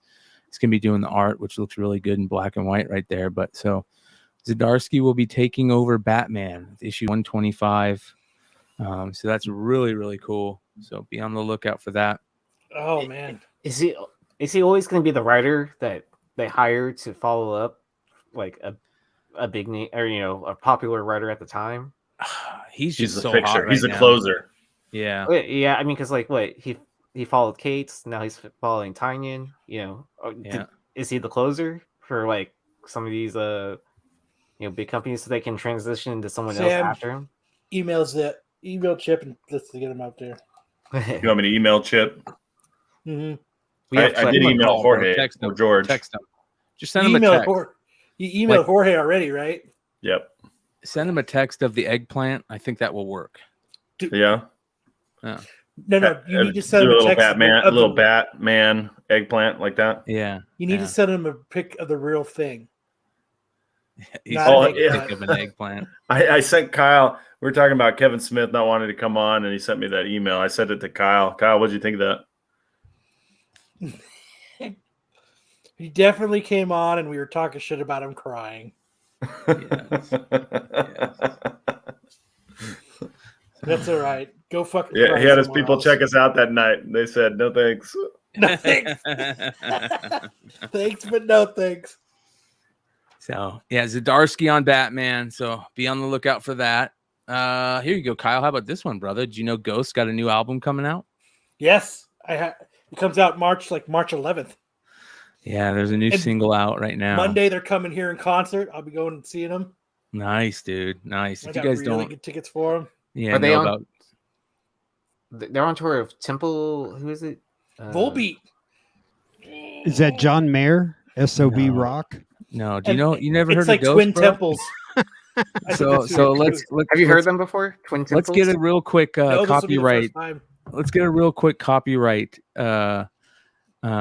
strike that we can I have fix made later. my wife go see this band at least 3 times. So Yeah, you went to Tucson a couple times. 5. This time, right? Yeah. So, all right, you guys. Here's what we're gonna do. Ready? So we're gonna start this at the 1 hour and 38-minute mark, and if we have to mute it later, we will. We'll get copyright stricken on this. But here we go. If you guys have never heard of Ghost, welcome to the fucking party. Mm-hmm. Show them an old school Ghost song real quick here, because that's just as cool. They've gotten real lighter, but yeah, they've got some good old. Yeah, but Ghost back in the day, man, when they all used to fucking dress up and shit, was super cool. You're gonna be sad when Volbeat takes the stage. You're gonna be like, Dude, "What I the fuck? No Fuck way, this." dude. I fucking love Volbeat. I've seen him in concert. I fucking love Volbeat. Oh, they were. I think they're a great band. Who did I see him with? Slipknot. Who did Yeah. I see him with last year? Was that Slipknot? It was 2 Slipknot. years ago. Yeah. I was like, man, get off the stage. Put way. Slipknot up on there. Here we go. Nope, not that one. What do you want me Go to play? older. Go older. All right. You could do year 0. All right. Hold on. We'll do year 0. It's censored, so we'll get okay with it. So there you go, you guys. There's your introduction to Ghost. They'll be here on Monday here in Phoenix. They'll be at the Footprint Arena. Hey, That'll Brian. be a good show, regardless of Volbeat being there. Dude, Volbeat's so awesome. Hey, Brian. Real Yo. quick, if you type in Scotty Young, Iron Man, How was Killswitch Gage? I was Amazing. meaning to ask y'all. Dude, it was badass because it says they were light to torch. It was Oh, badass. So Iron we got- Man. You know, Yeah, we got to Scotty see Young, Light the Iron Man. Torch. Which Like one? if you could pull up the screen. So Howard I can, came out and so did I can like show 3 you. songs with Which Kill one? Switch at the end. Oh, really? So, Yeah. That's So like if you sick. never got to see old school Kill Switch, it okay, kind of so got, like you know what I mean? You got a little click bit of a flavor. on That's cool. the that it came out the same three controversial. songs. Yeah. So view more images. Oh yeah, click on that. So this is James Rhodes' niece right here. No, but look what it says on the header. Riri Williams. Yeah. Hard to find. Yeah. Well, it's not Riri Williams because it was 2 years before Riri Williams. Right, but so like, what if? And I thought it was Riri Williams too. I got in an argument with Mel saying that has to be Riri. No, so And Mercer what if? dropped the hammer? No, let me tell you. Like, what if, like, this character was floating around in Marvel, and like he just took some liberties and said, "Well, I'm just going to draw her," and then they're all, "Whoa, we're not ready to go there yet." I think that's very good possibility. Right. did too, So, Mac. can you I did imagine too. if Scotty says, "Yeah, that's Riri," but I wasn't allowed to say that's Riri? What would that do to that book? Say that again. Okay, so what if someone asked Scotty, "Hey, Scotty, is that Riri?" And he said, "Well, yes and no. Like, yeah, like I drew her, but then they told me to like." It would make it go it would skyrocket. Right, because that would predate any other Riri book, and By 2 years. well, not that long, right? This is So 2014. right, and so Riri came out in 2015. Okay. So I mean, that's pretty fucking close. And when have you known Scotty Young to like? Has James Rhodes' niece been in any other cover? So that's what Steins was saying. He's like, Scotty Young just doesn't put some non-comic person on a cover. It's always it's either a comic character or a creator, whether it's like Donny Cates like or Mel was saying, look at her hair, but if you compare it to the other Scotty Young that he did, and you put them next to each other, okay, it's hold the on. same fucking kid. Now I didn't read it, but Mercenaut was saying earlier in that run was what's his ass's niece, and that's totally her. Well, because she's in a bunch of other. Which books. Scotty Young Riri? The one where she's sitting on the helmet? The one with her, she's got an afro. Yeah, that doesn't look anything like her. What are you talking about? Yeah, it does, because like if she takes her hair out of the ponytail. No, man. Yes, bro. Hold on. I'm going with blue green on this. He does. He puts random kids on covers. That's not that one. It's another one. Oh. I'm going with Mercenaut on this one, man. I think that's totally. What random kids does he put on covers? Name another one. I mean, if he does, I want to hear about it so I can say that. I like type in Scotty Young random kids right on cover. All right, hold on. Random kid on cover. I don't see another one with her, bro. Yeah, type. Let's see if that comes up. And then it pops up the Nirvana cover. That's what's going to pop up on the research. I don't see another one with her on it, bro. Oh, okay. It's just that one then. Okay. Yeah. Well, that's Riri. I'm sorry, that's Riri. Can I show you an awesome Scotty Young image? No, I'm not reaching, man. I'm just saying that. What are the odds that he would say, you know what? Let me put James Rhodes' niece on here. What are the odds of that, dude? But it would fit if she's already in the. No, I didn't read the story again. I'm totally going off of Mercenaut's explanation. And Dude, the I way he need that. explained it, it made a lot of sense because she's All right. in like a couple of books before that book.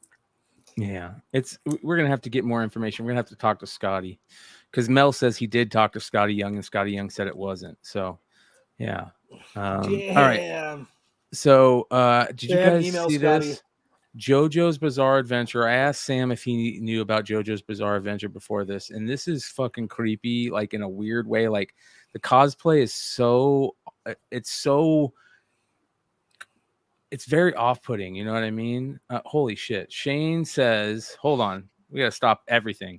At Brian McClay. I have Kurt Cobain's AAA pass that he wore and wrote his name on from the MTV Live and Loud show that I want to have graded. Any advice on who we would have do this? Wait, PSA what? DNA. Bro. PSA What? DNA. PSA DNA, like contact heritage, bro. Because that is fucking awesome. Dude, I would love to see a picture of that. Kurt Cobain, contact waste management. That is Shut the awesome, fuck up. bro. So that reminds me, that is super, super cool. And that reminds me of something that I put on Just my remember IG this, the Solo. other day. Look at this. This is something kind of similar, Shane, because what you got is amazing. Like the only thing I can compare that to is something like this. This is handwritten and sketched pre-release title list for Machiavelli, the Tupac album by Get Tupac. the fuck out of here, dude. Yeah, bro.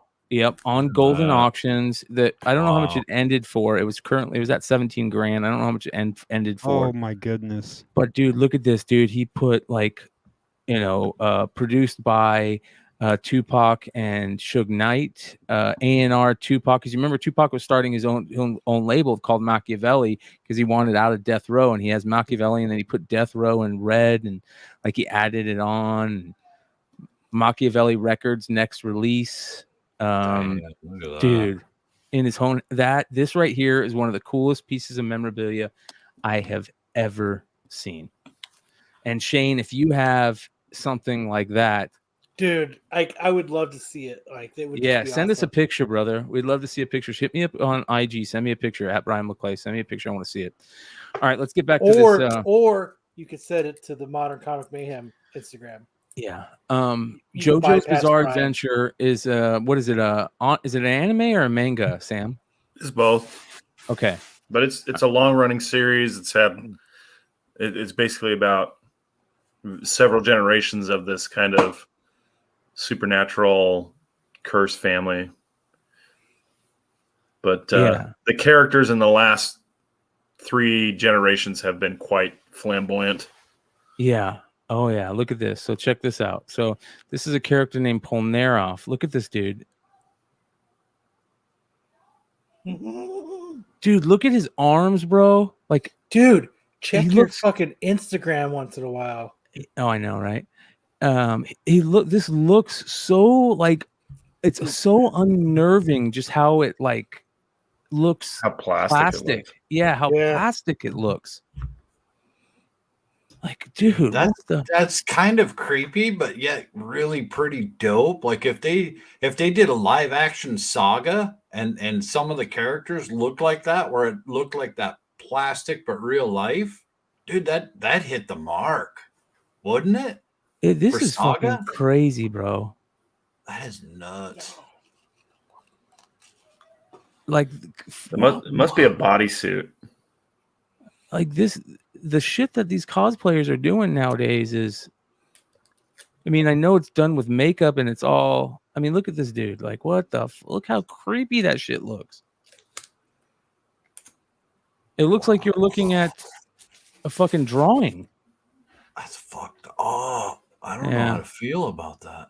It's unnerving. I mean, like, not in a bad way. It's unnerving because it looks That goes plastic. to show, don't send anything to Brian because he's not going to read it. Oh, I read my shit. This is all my hearts. Since You the got last time I looked at it this morning. messages, dude. Yeah. I'm not going to click on them. I got 21 messages since the beginning of today. I'm a popular person, bro. I'm a professional Damn, podcaster. One popular Fucking guy. Maybe you need to Dude. fucking level up, bro. I'm trying, dude. His It's hard. IG's the least of my worries. He doesn't even answer me on when I text him. All Get the right, fuck out of here about his I got to IG. drive over to his house, so All right. So that was kind of creepy. I wanted, not creepy in a bad way, just crazy how cosplayers have become, like, Yeah, the that was shit that they're dope. pulling off. All right, here's another thing. Star Wars to adapt Mandalorian comic. So we're finally going to get a Mandalorian comic. Did you see this, Solo Wookie? No, I heard about it. I haven't looked for it or at it or I here we go. What do you mean? I hear that it's going to have 3 whole or 4 whole chapters of just a Boba back to Fett? tank. Every page. Yeah. I hope we get some flashbacks. What does it say here? Star Wars, especially where bounty hunters are concerned, is a messy landscape. I love drawing all the little details. My look has always been detail-oriented. With The Mandalorian, there's so much going on with the character and the background that I will look forward to adding visually to the already rich tapestry that makes up his universe, says artist Audie Granov. So I think that's Audie Granov he was talking to. Maybe not. Barnes. Rodney Barnes and George Genty are going to be doing the first 8 episodes. They call them episodes now. Interesting. So this is coming out in June. We'll see where it goes. Beautiful Audie Granov cover. We gotta love Audie Granov covers. Good stuff. Is JJ saying that he's not going to buy this? No, JJ feels about it kind of like I do. It nothing says a cash grab for Marvel like putting out the comic for Mandalorian 2 years after the season started. I mean, if they had planned it kind of in unison, that'd be cool. I could be down for that. But to do it afterwards, I don't think they make much money on comics, man. Hey, I don't either, Brian. But Shane Sterry says he sent you an image on IG. Okay. But Mandalorian was such a big hit for them, and they made good money off it. And so what are they going to do after they end the show? Because eventually it'll end. What are they going to keep doing the comic book? No, they're going to cancel it because they don't have the market. And then I'll be sad because it's like, all right, are you just never going to continue to tell me the story? Like, you know what I mean? Like it's another branch off that I hate to see them beat the crap out of to just kick to the side eventually. You know what I mean? And maybe they won't do that. Maybe I'm totally looking at it negative, and that I could be going into it that way. I'll admit 100%. I could totally just be going into it negatively, and I hope I'm dead wrong. What if you need to read these? What if you need to read these because it's going to tie into season 3 or Obi-Wan somehow? Yep. And that'd be cool if they did something like that. That'd be super dope. The way I don't think they tend to go, the way they normally do stuff, I don't see it, man. I don't see it. Well, there's your everybody was buying that Sprouse 20 Vader 20 book, and is the Mandalorian comic going to have some furry Jawa sex scenes? Is that what's going to happen? Are Jawas furry? What the that's what we've been told many times. Yes. Oh, it's an adaptation of season 1. That's weird. Yeah, that's really weird. It's gonna be like a side mission or something. Huh. No, they canceled the previous announced tie-in novel. So they originally did have one that they canceled, but this has because it cleared room for the upcoming Star Wars shows set during the same era, like Book of Boba Fett and Ahsoka. Let's see here. It's preparing a 3rd season of the Star Wars live-action series for the release later this year. Season will pick up from where Book of Boba Fett regressed the story. Let's see. So you'll see, like in the next season, I imagine you'll see Mando in his ship, in his Naboo starfighter with Grogu going to take him back to Luke, and Luke's gonna say no, he made his choice, and then yada yada. Yeah. Have you seen that YouTube video with him with Mando and Grogu, and it's a Top Gun, the Kenny Loggins. Yeah, Danger Zone. Yeah, it was pretty cool. I have it. Is it awesome or what? Yeah, he just said it was awesome. It's pretty funny, dude. It's pretty funny. It's always awesome. God damn it. Everything awesome. Always. Yep. Emergency it's awesome. emergency. Yeah. I mean, awesome. I don't want to poop all over this. I hope they do a really good job with it. I hope. Well, it's too late now. You did poop all over it. I know, I do, and I'm trying to. You're be still going gonna buy it. I know you are. 2022. Yeah, of course I'm still gonna buy it. I'm a Star Wars hoarder. But you're not gonna be happy. I probably won't be. Now, if what if they? Here's another way to make this book just soar. If they take all that artwork that was at the end of like the episodes where they had those pages and they put some of that in these, holy fuck buckets. They will sell these books all over. Like that will be because that artwork was dope.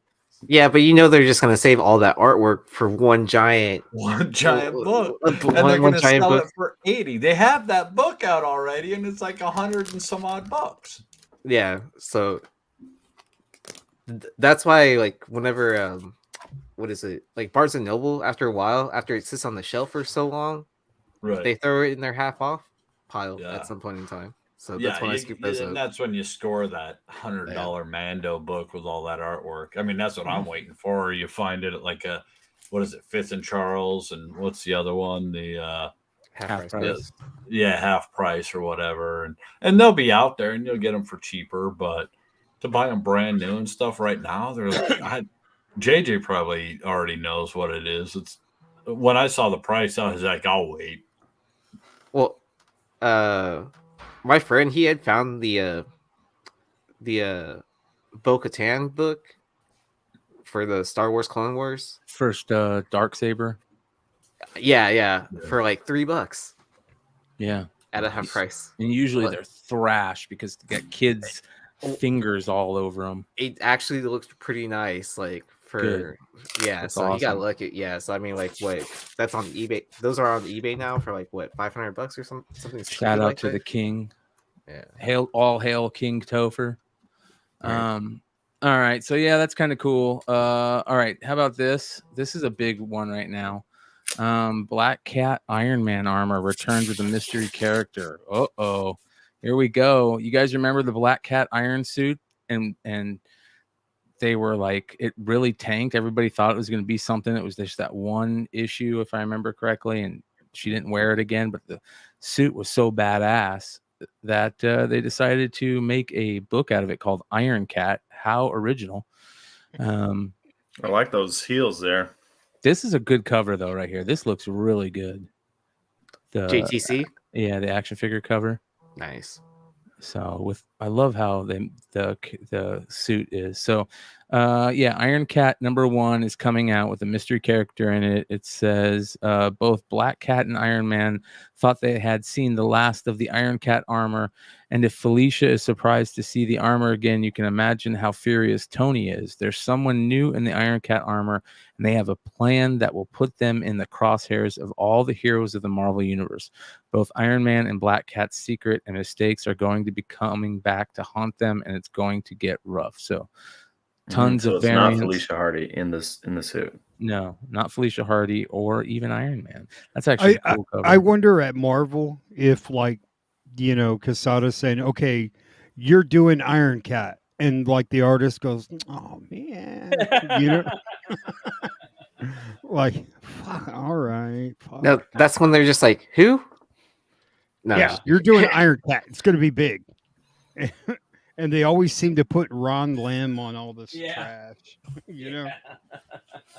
Why do I always have to do that? Give it to Lim. He'll do it. At least I don't think there's a Ron Lynn cover in this one. Yeah, there's a Scon cover, a Pete Perez cover, Ron and Lim. Mikey. There it is, Ron Lim.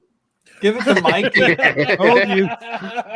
Fucking told you, dude. Mikey likes it. Ron Lim. God damn it, dude. When am I going to do a big book? That is a big book. Do it or quit.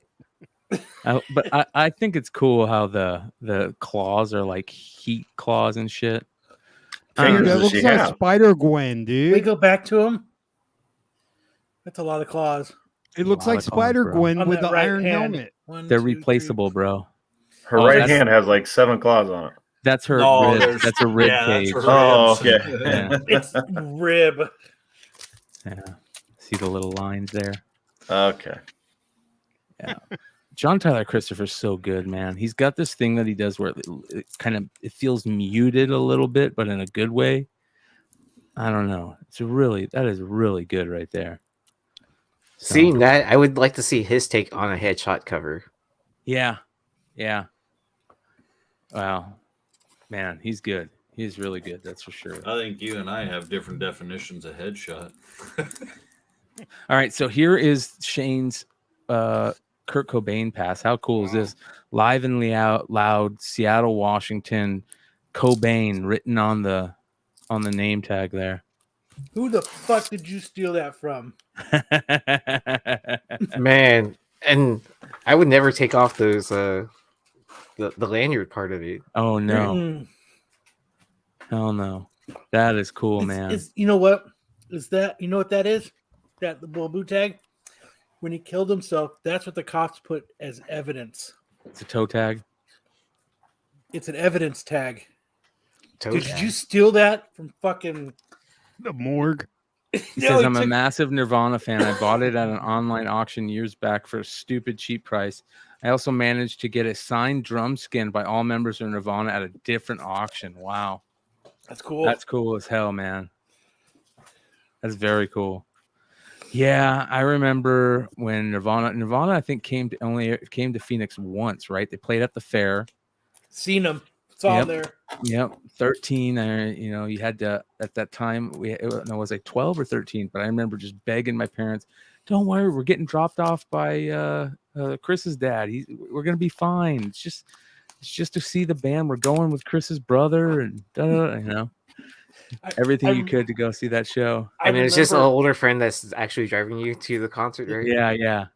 I remember I was in the show because it oversold and they stopped letting people in because back then the fair, if you had admission to the fair, you could just walk into the concert for free. It was just part of fair admission. You could just walk into the concert. Yeah. And everybody had gone in there, so they weren't letting people in. And I got in, and I remember I had like my ID, and I said, "Oh no, I got a press pass," and I just flagged my fucking school ID real quick. And he was like, "All right, come on." And I was like, "No shit."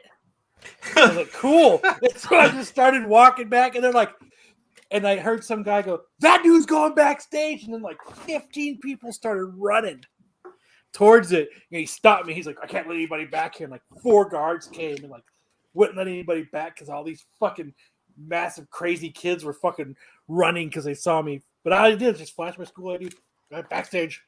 I'm here to do an interview for Rolling Stone. Shane asks, where would I send this with still being able to keep the chain on? Whoever you send it to, tell them don't fucking take the chain off. You just want it. You want it verified. I would contact what I would do is I'd contact Golden, PSA, Heritage, and say, hey, I have this item.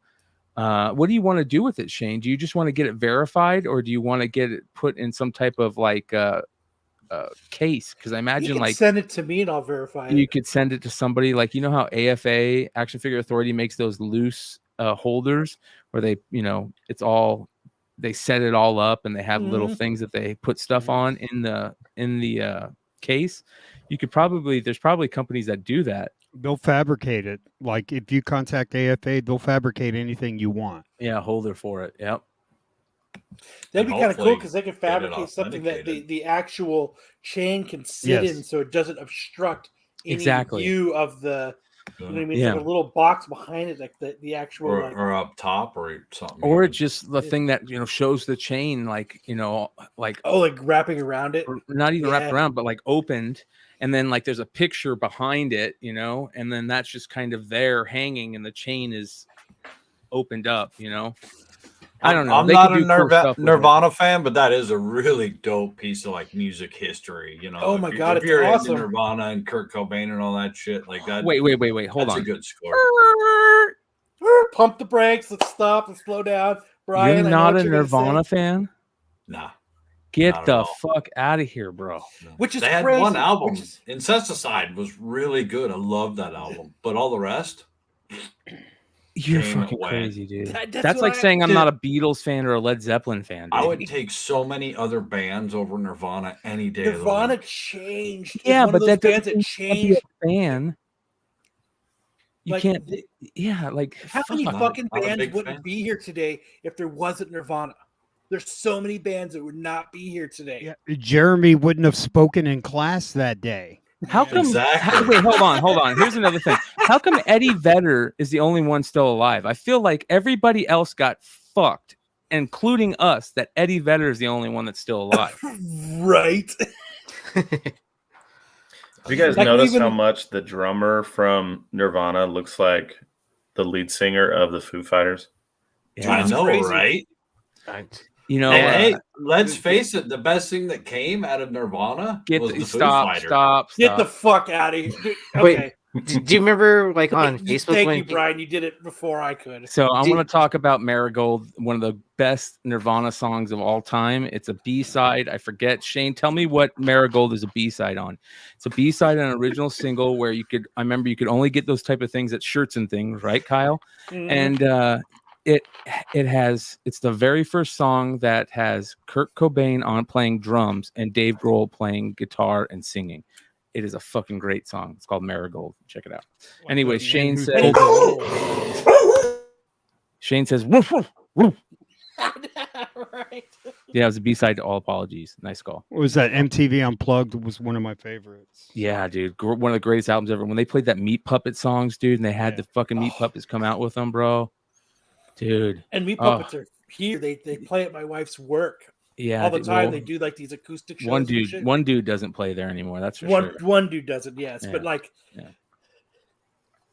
Yeah, they played that badass David Bowie song too. All right, let's move on from Nirvana and on it's such a bummer, dude, that the lead singer Screaming Trees passed away. All right, here we go.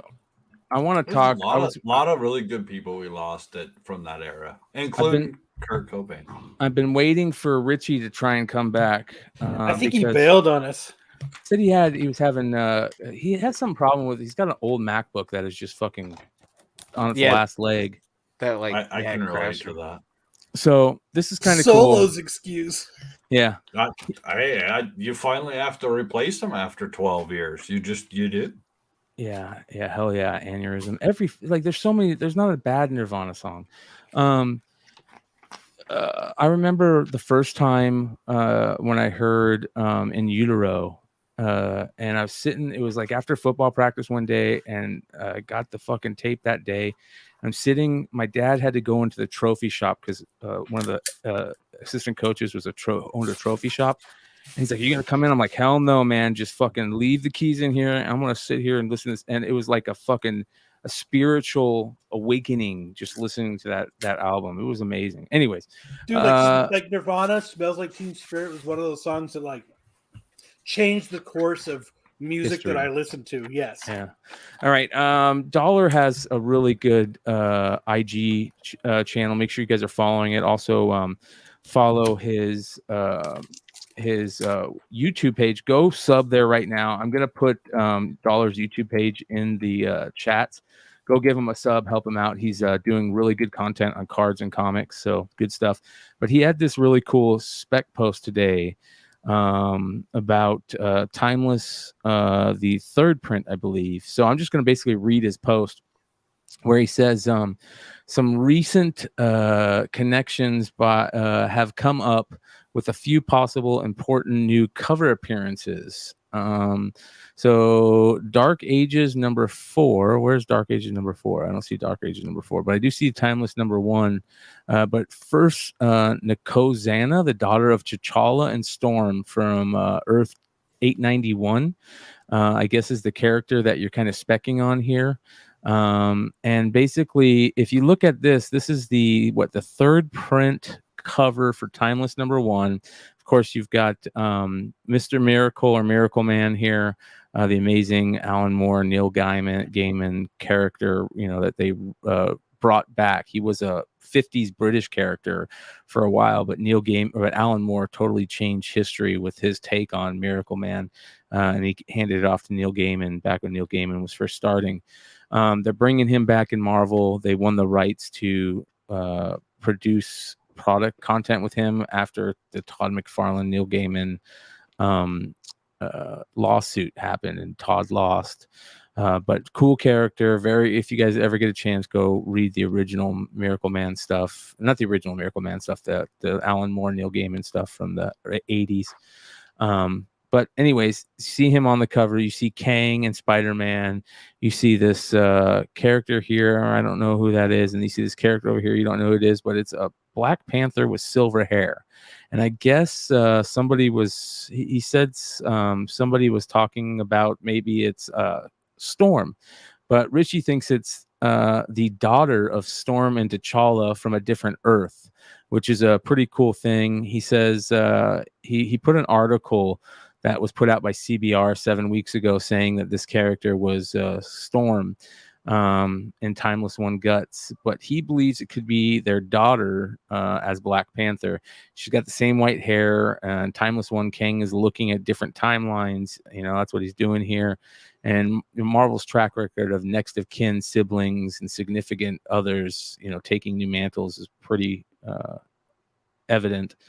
But multiple other alternative timelines Kang is observing with new Young Avengers team, MJ as Spidey, of course, Mary Jane as Spidey. I think Ultra did a big thing on Mary Jane as Spidey the other night.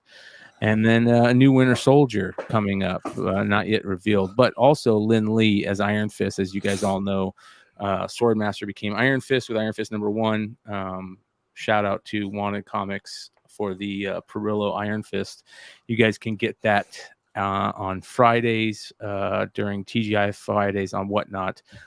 Those sellers all have that book available, so $40 for the set. But anyways, multiple other timelines Kang is observing here, so it'd be very interesting if that's the character. So I guess be on the lookout. Here's interior pages where Kang is looking.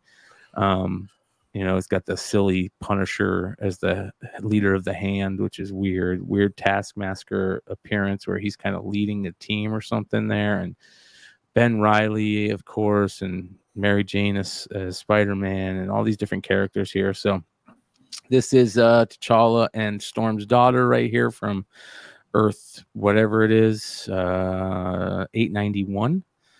So be on the lookout for that. Her name is Kosazana. Thank you, brother.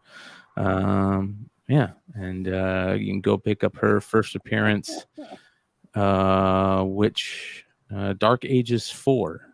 He said grab the Stegman, which is the cover to go on that. So very, very cool spec here for Richie. Go check out that super chat money to get fucking Richie a new computer. Yeah. So very cool stuff. If you order it now, it only take like 3 months to get to you. Yeah, exactly. So that's pretty cool. Pretty cool spec right there. Anybody got anything else they want to talk about before we get into the Is that considered hot baby comic spec? reviews? Ooh, are we specking on fucking again? Yes.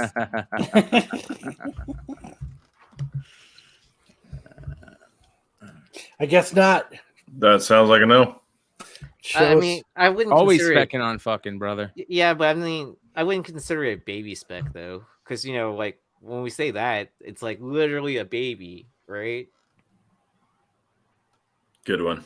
Yeah, I mean, it's a child at that point, right? Babies cry too much. Yeah, I mean, pre-baby spec. Hey, just because nobody laughed at your joke doesn't mean it's a bad joke. That's fine. It's a good joke.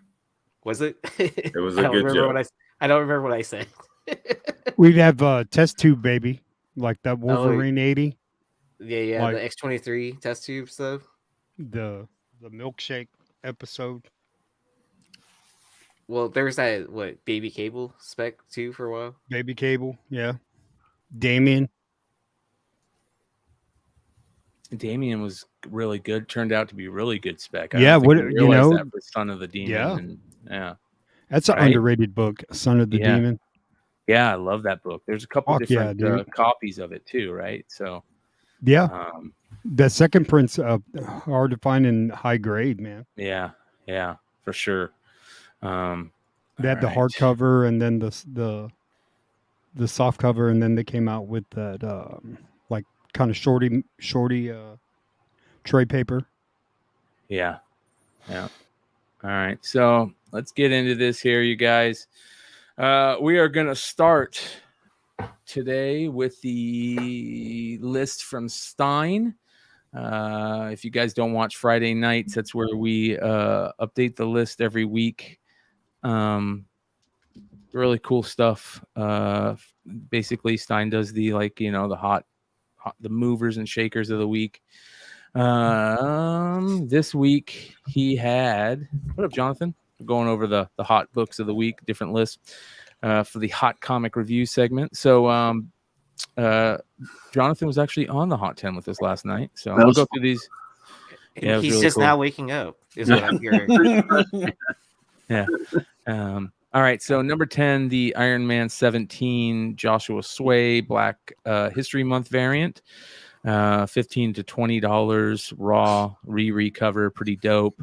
Then they had the number 9, the Miles Morales Spider-Man number 2 from 2019. You guys, this book was a $15 to $20 book, is now a $50 to $70 book. Thank you, Sticks Boy, for the $1.99 super chat. It says Conception spec 2 shows in a row. Specking on fucking, baby.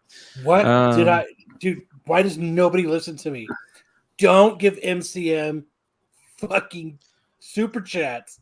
Bring them in, baby. You heard the words. Let's get them coming. Come on. Not listen to fucking Brian. Bring them in, you guys. Let's see them. Let's show Kyle we care. All right, number 8. Go buy a comic and flip it. Number 8, Star Wars, The High Republic Adventures Annual is moving now. We talked about this. All these Star Wars High Republic books are moving, not just the Adventures, but also High Republic. This is now $25 to $30 book raw, but there are so many of these out there. I mean, you could still find these in your local shops. So if this is a book you want, don't pay $25 to $30 for it. Go buy it at your local shop for cover price, probably. Right, which is also, remember, it is a $7 cover price. Yes. Number 7, Crimson Rain, number 1, the second print Stephen Cummings 1 in 25 variant, which is garbage. Any of these Crimson Rain books are garbage except the Raza connecting cover variants, which are gorgeous. Grab those instead of this. Thor number 20, the second print Nick Klein 1 in 25 variant, which has you guys know Marvel's second print covers that they do. This is number 6 on the CBSI list. It is $100 book or more, which blew me away. Yeah, this book just came out, bro. Just came out. So wow. Timeless number 5. Timeless number 1, the second print Ramos 1 in 50 variant, black and white, garbage. You should just pick up the first one instead. It looks better. But this is 130 plus right now. This one was really weird, and we all need to keep an eye on this one. Twig number 1, the preview.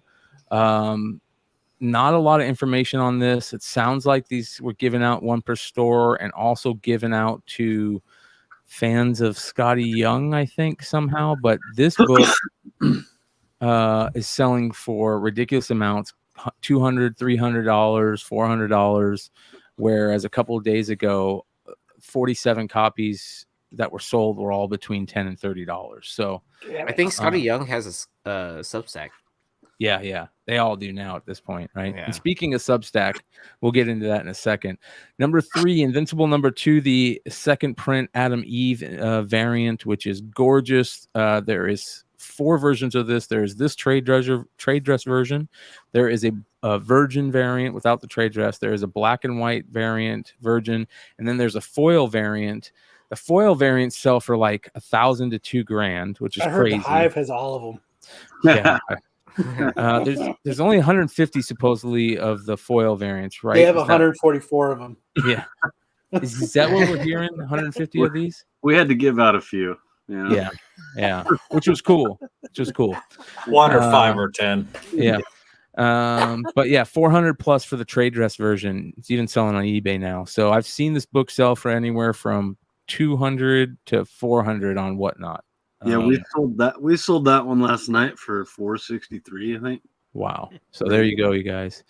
Number 2, the Deathstroke Inc. number 6, Garner 1 in 25, which is a terrible cover in my opinion. It looks too computer based or too digital.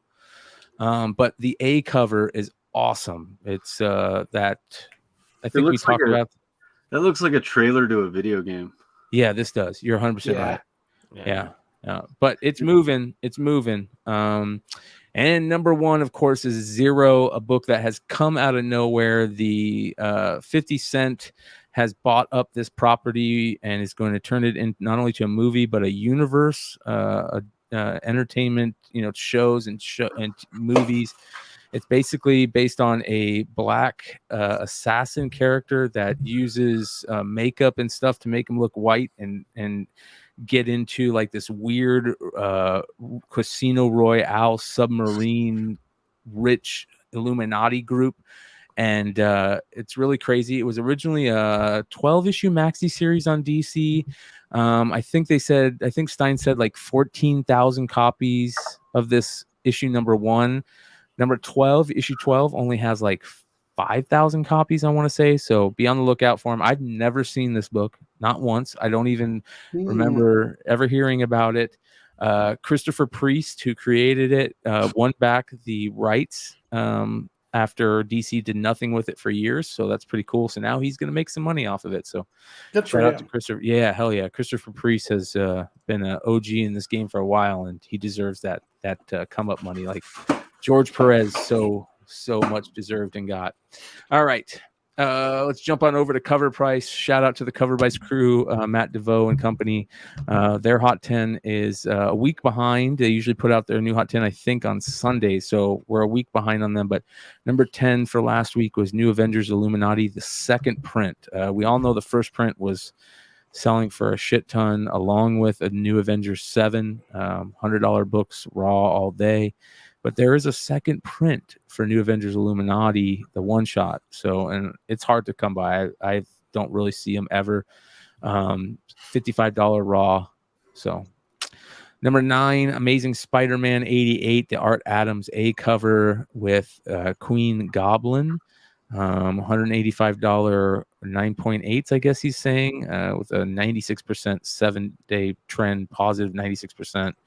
Number 8, Wonder Twins number 1 from 2019, $20 raw book. We all know why. All the Wonder Twins books are moving.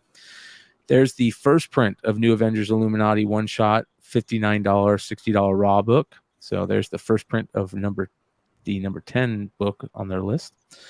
Iron Fist number 1, the A cover, the great Jim Chung A cover, looks beautiful. And this is the new Iron Fist. Lee Lang, Swordmaster, is the new Iron Fist. There's also another first appearance in here that's really good. And it's a $20 raw book. Of course, the 1 in 50 variant is moving. That's like a $200 book, maybe? 150. And, of course, we have the Perillo and the Scon variants that are out there. Extreme Justice number 9 is at the 5th spot with a 40-day raw sale average, or a top weekly sale.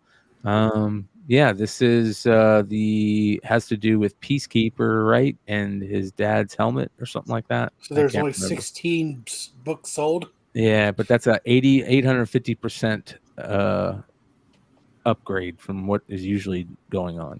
So it went from nothing to $40. Yeah, exactly. Something is Killing the Children, number 21, the Ash Can, $200 raw book. There you go, Yee. Now, Nice. Now it's worth it. Yeah. So it's gone up in price. It's like, oh, and I checked mine, so that was just a bag. So it wasn't even yep. So it's a nice clean copy. So I think it's a contender for a 9.8. Yeah. Here's New Avengers number 7. Top weekly graded sale, $700 for 9.8. Raws are selling at $100. Yeah. Here's they have Zero number 1 is number 2 on their list. $180 raw sale it sold for at one point. So there you go. And then of course Superior Iron Man number 1 is their number 1 spot. $60 top weekly picking sale. that up on the standing and putting it back. A lot of great variants on this issue too. So, all right, Key Collector, their number 10 book, Uncanny X-Men number 10, first appearance of Kazar, or Kazar, however you want to say it. Also, introduction to the Savage Land, which is X-Men, big part of X-Men history and lore. And this is their number 10 book. I guess a 9.2 sold for almost $4,000, and a 7.5 sold for $1,600. Be on the lookout for that. I guess there's some rumors that the Savage line will be incorporated in the MCU, including Kazar and Sheena. Super Friends number 7 is number 9 on the key collector list. First appearance of the Wonder Twins. Kyle knows I search this book high and low whenever I'm at stores. This is one of the books that I always look for. First appearance of the Wonder Twins. I remember I bought this one on a live auction one time, and I had like 4 people. This was like 3 or 4 years ago, and I had like 4 people hit me up asking if I was willing to sell it to them. Yeah, because I bought it for like nothing. Yeah, tough book to find in decent grade too. Not only is the first appearance of the Wonder Twins, first appearance of Gleek. Who doesn't love Gleek? Remember doing that in school? Yeah, gleeking on people. I also remember blowing bubbles. Like you make a bubble with your tongue, and you. Anyway, Vengeance number 1 is number 8 on their list. First appearance of America Chavez, and we all know what's going on with that. Multiverse of Madness. This is the A cover. The variant of this is crazy. Number 7 on their list. Doctor Strange number 1, baby. First solo title. First appearance of Silver Dagger.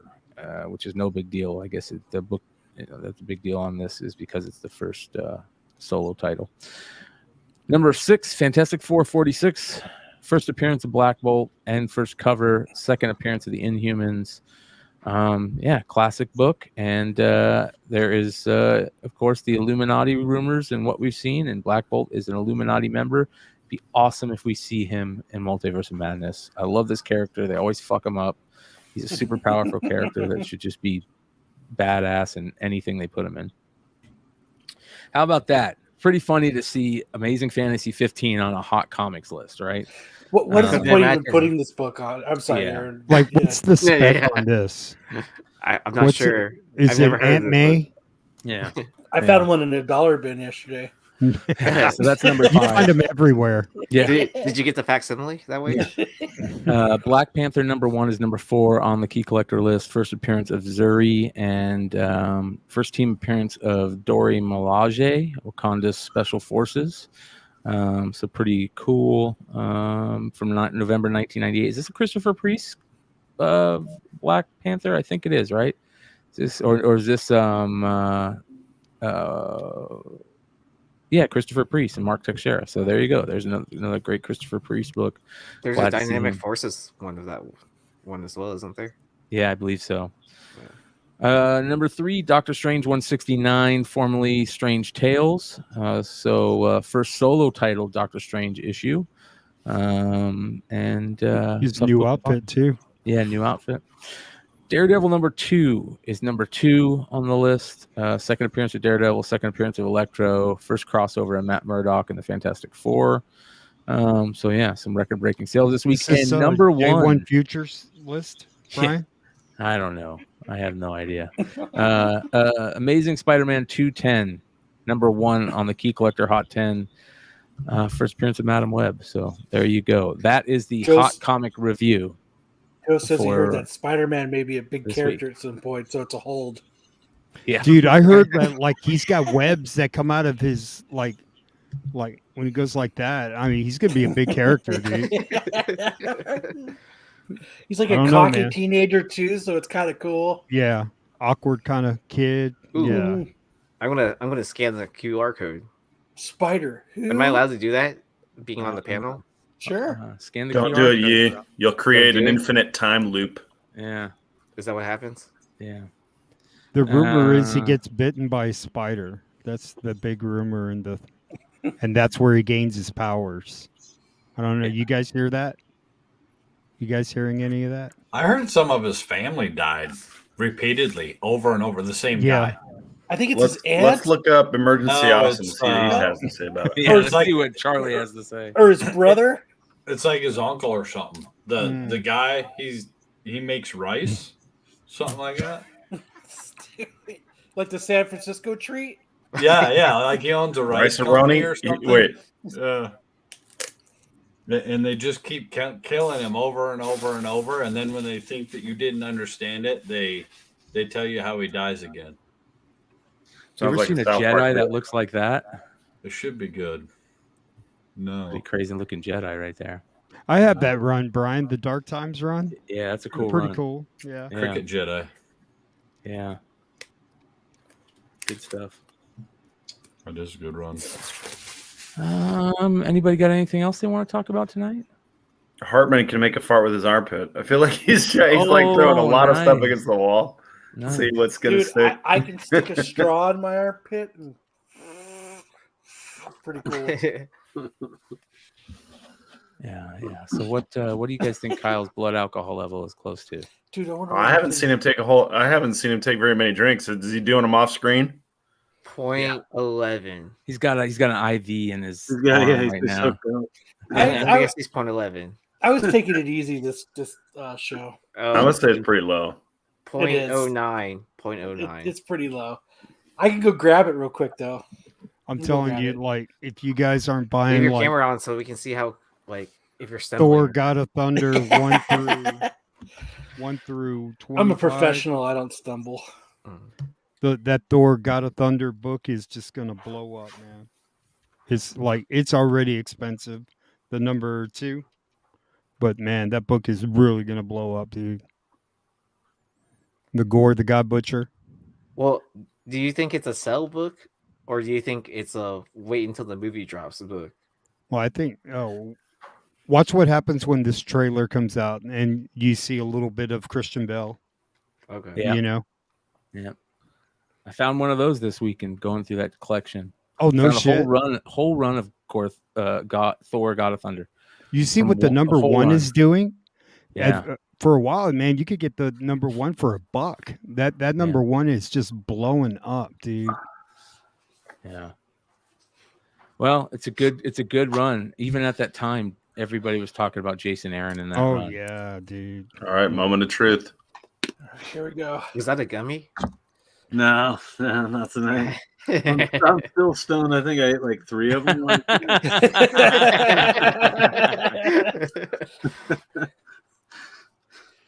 12, 10, 9, 8, 7, 6, 5, 4.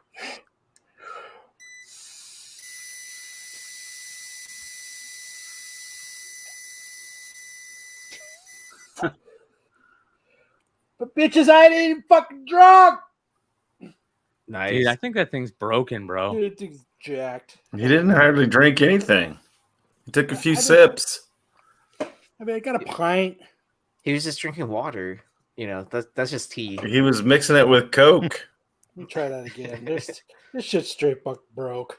Hey, can we, Jonathan? Can we talk about the news on that awesome Hive Comics Last Ronin variant behind Kyle there?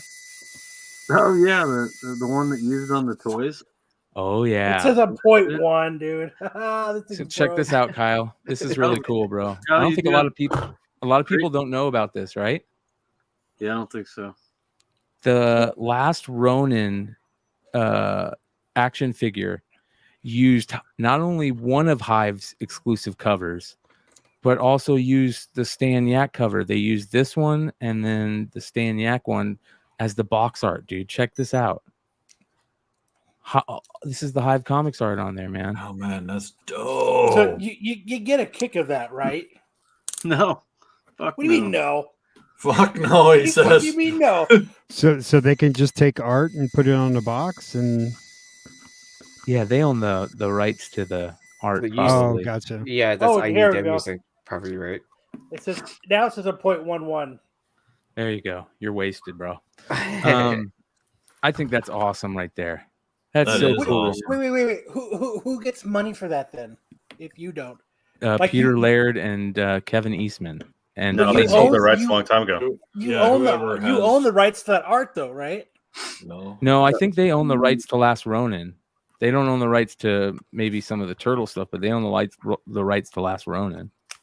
No, they sold them. Write you like you would stand like a thank you check, like thank you for this cool art. I mean, like what the fuck? Well, that's why they reuse art from different artists, right? Because they own the rights to that, and then they can republish it and repurpose it for whatever they want. Nickelodeon owns the global rights to Teenage Mutant Ninja Turtles. So only from the Mirage Group and 4Kids Entertainment.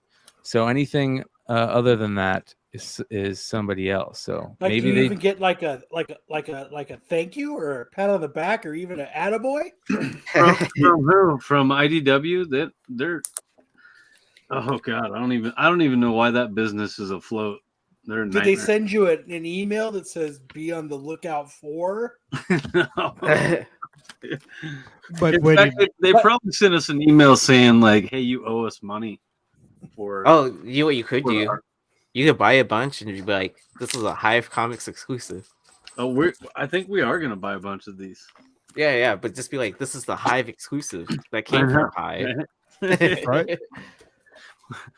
Well, and Well, I you mean, got to when think is that people when have is the Hive book. They're going to want to pair that with the toy. You know? I would. Yeah. I do. That's the first cover I ever seen of your guys', and I remember like Solo and Matt that Yeah, used to we be on the all went on show. a I bottle. I took a screenshot of it and I was like, holy fuck, did you guys see this cover? I've never heard of a store exclusive book getting the artwork done on a toy. That's Yeah, crazy. badass. And they didn't No, even I say shit to you. remember explicitly how it worked with this cover. We were doing an Absolute Geek talking about Last Ronin, and I think fuck. it was Sorry, one guys, of I can't still hear anything. Keep talking about our books. Love you guys. Later, bro. I don't know what. Can't hear shit. Yeah, you're having a good We time. got you. Fuck off. Have fun. Yeah, fuck off. So we were doing Absolute Geek, and this image came up, and each one of us were like, "That is the best fucking turtle cover I have ever seen." And we all bought it on the spot. I think I bought 3 copies, 3 of the sets, and then sold one of the sets for $350 a week after I got it. Good for you. Yeah. So this is by far, this and the Stan Yak 1 and 250 are the 2 best Last Ronin pieces of art that are out there. So Like, the are only we thing I'm ever pissed- going to get book 5 or what the fuck? Like, I thought book 5 was out. No, hell no. no, not until April 25th now. Yeah. Oh yeah, it was on FOC again. I forgot about that. Yeah. Anybody who pre-ordered CGC will get those in 2024. Yeah, right? Well, and I And they're all- pre-ordered a couple variants, and it's just like, well, fuck, I'm glad I paid what I did, because I'm out like, I don't know, hundreds of dollars for a book that I may never see. That's fucking awesome. Right on. It's only taken 2 years to publish 5 issues. Yeah, right? Hell no. Fuck. It's Stan Yak, right? Stan Yak's in the bottom left-hand corner of that box. On the back is Kale New. It's freaking awesome, man. That is awesome. Dude, I saw Congratulations on you that guys. cover and I was like, holy fuck, I have to own that. And I do. And I did. Yeah, I think the guy who bought the original art, I think it was like $2,500 for the OA. Dude, it's a fucking steal. Yeah, if I'd have had the money, I'd have fucking dropped it. Oh, it was that guy, the guy that has the original art, gave like this Maybe he diamond made permission. bank off of it. Yeah, maybe Who was he that, gave- James? No. Yeah, if somebody has the original art, how could they use that art? Hell if I know. Right? Just because you have the original art doesn't mean you have the copyright or the trademark okay. on it. All right. But you would think that if anybody did, we would have the rights for digital use of this cover. Yeah. Yes. That's what we paid for. I mean, I think you need to get an attorney, bro. Dude, that's like it. That's what I'm saying. It doesn't make any sense to me. Well, contracts are written so oddly and so shitty, and so small that you can't read them. I'm removing the fucking chat and this fucking bullshit that he's about to spew out. He could just keep talking, but Does he know he's not on? who cares? Who was that? Who did? Solo book. All the boardrooms that he's been in, this is. Well, I just think it's great. I don't know. I would really like to know like what loophole that they know about. I don't know, but shout out James. That's awesome, dude. Like, because somebody that buys that toy is going to want the comic. You know what I mean? So, I mean, did that drive the price up on eBay for it? Like, as seen on the new toy. Dude, this cover right here, the black and white color splash. It's in a 9.8, it's I think it's a $400 or $500 9.8. Nice. Maybe. I don't know. All that Ronin stuff took a pretty big dip. Such a cool cover though, with all the blood and everything. So badass. Yeah. all right, guys, I got to bail. I see y'all. All right, brother. Later, Adios. dude. Where, Joe? Your hood. Yeah, that's Y'all be good. it's a cool feather in your guys' cap though. No, it is cool, but it's just weird though. Like you wouldn't even get like. Do you guys own the original art? Do we? No. Yeah, No. One of our Facebook group members bought it though, like right away. Can't remember his name.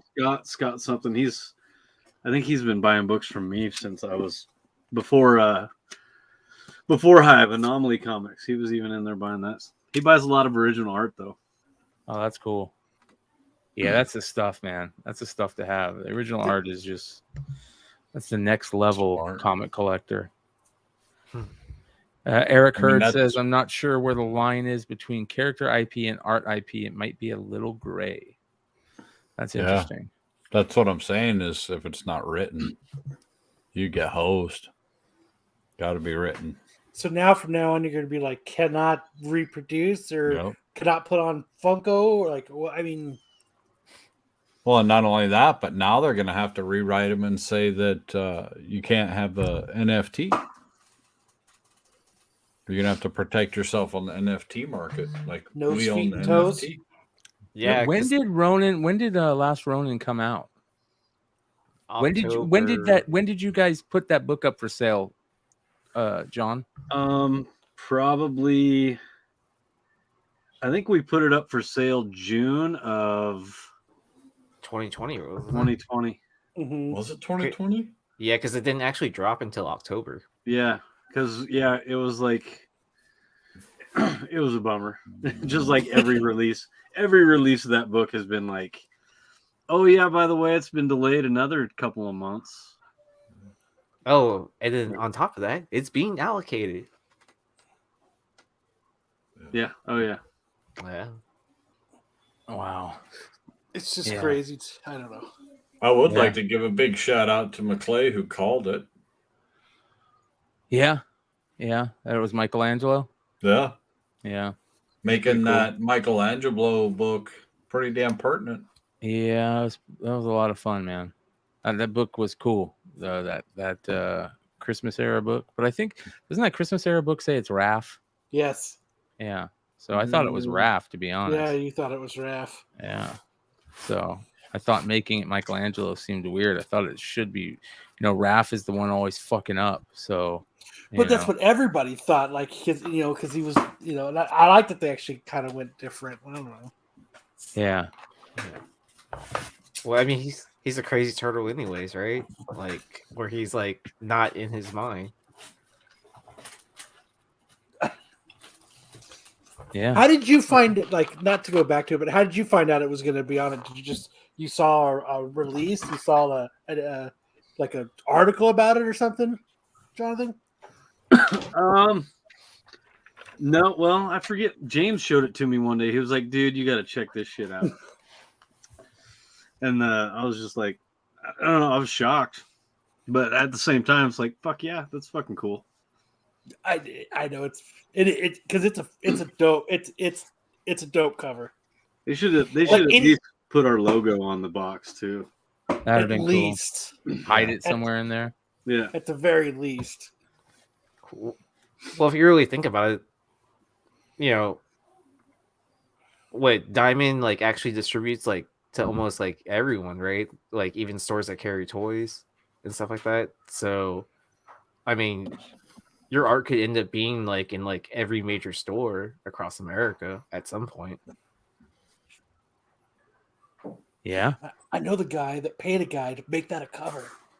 Well, and they should have paid some sort of royalty to the artist, just to, even though they didn't have to, just as a way of saying like, "Hey, thanks, we're gonna fucking use this and bang this out." They probably pay Kale, my guess. I don't know. That guy's a hard guy to get a hold of these days. He's pumping out so many unknown comics covers now. And where is he at? Kale? Yeah. Where does he live? Yeah. Is he in the United States or is he in another country? He's in another country. I Yeah, can't that's what I remember thought. where. But Yeah. He's overseas. It's just like the dude that they I always forget his name, that did the Hawkeye covers, and then they used all of his artwork for the fucking TV show, and all they said was like, "Hey, thanks." Yeah. Yeah, Uniform 13. I got the sets on Whatnot. I'll have more available next show. Definitely this Friday. I'll have a couple more sets available. Ooh, I'll have some sets on Sunday night. There you go. Oh, good stuff. All right. 2 hours and 48 minutes in, 126 Well, don't worry. live. If I use your artwork for a toy, I'll totally give you guys credit and put your. Oh, thanks, Are you going to use the air dry clay when you make your toys? Mm-hmm. Yeah. Who does that? There's a guy that does that. That makes those things. I'm gonna have the invisible toy. Oh, nice. Yeah. Graded. Only graded, though. Yeah. I gotta make sure to involve the that toy grading company. Yeah. Yeah. The box is gonna be clear too. It's Somebody asked. just staples, right? It's just Somebody plastic. asked in the chat if we could talk about our twig variant. Ah. Ooh. Who was that? Who was that? Rocksteady Comics, I think. Yeah. Yeah, a little bit ago. We have one. I'll tell you that. I can tell you the artist we got for it is Drew Zucker. Drew Zucker, Kanto artist, thought it fit perfect. Ooh, those are some that pretty book. big hints. So that should it should be awesome. And I know there's going to be a lot of variants of that book. Couple of these artist managers reached out and were like, "Are you doing a twig book?" And we were like, "Oh yeah, we already got that rolling." And they were like, "Well, just letting you know that like every retailer is hitting these managers up for artists for that book. So there's going to be a lot of them." Yeah. Hopefully not like stray dogs. But It's gonna end up like Animal Castle. Some people still like Animal Castle. Yeah, I mean, like, I'm not hating on the Really? story or anything like that, but like, as soon as like they started doing the whole like every like foil in every different color, like where it's just a trade changing colors, like, but then that was a bit annoying. Yeah. it's like what's that newer book, Land of the Living Gods, where nobody jumped in on the first, but there's like a zillion retailers doing second print variants for it. Yeah. That's funny. Well, unfortunately, that is the way. That's the game right now, right? Yeah. Oh yeah. We're gonna re-release an indie that came out a couple of years ago. Oh, pretty that good sounds one. exciting. Yeah, it's fun. It's a scout book, but it's a cool book. Really cool book.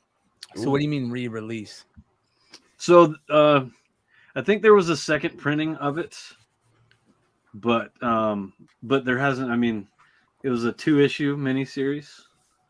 That could be a hint for you people that read scout books. But it hasn't. I mean, issue 2 came out 2 or 3 years ago.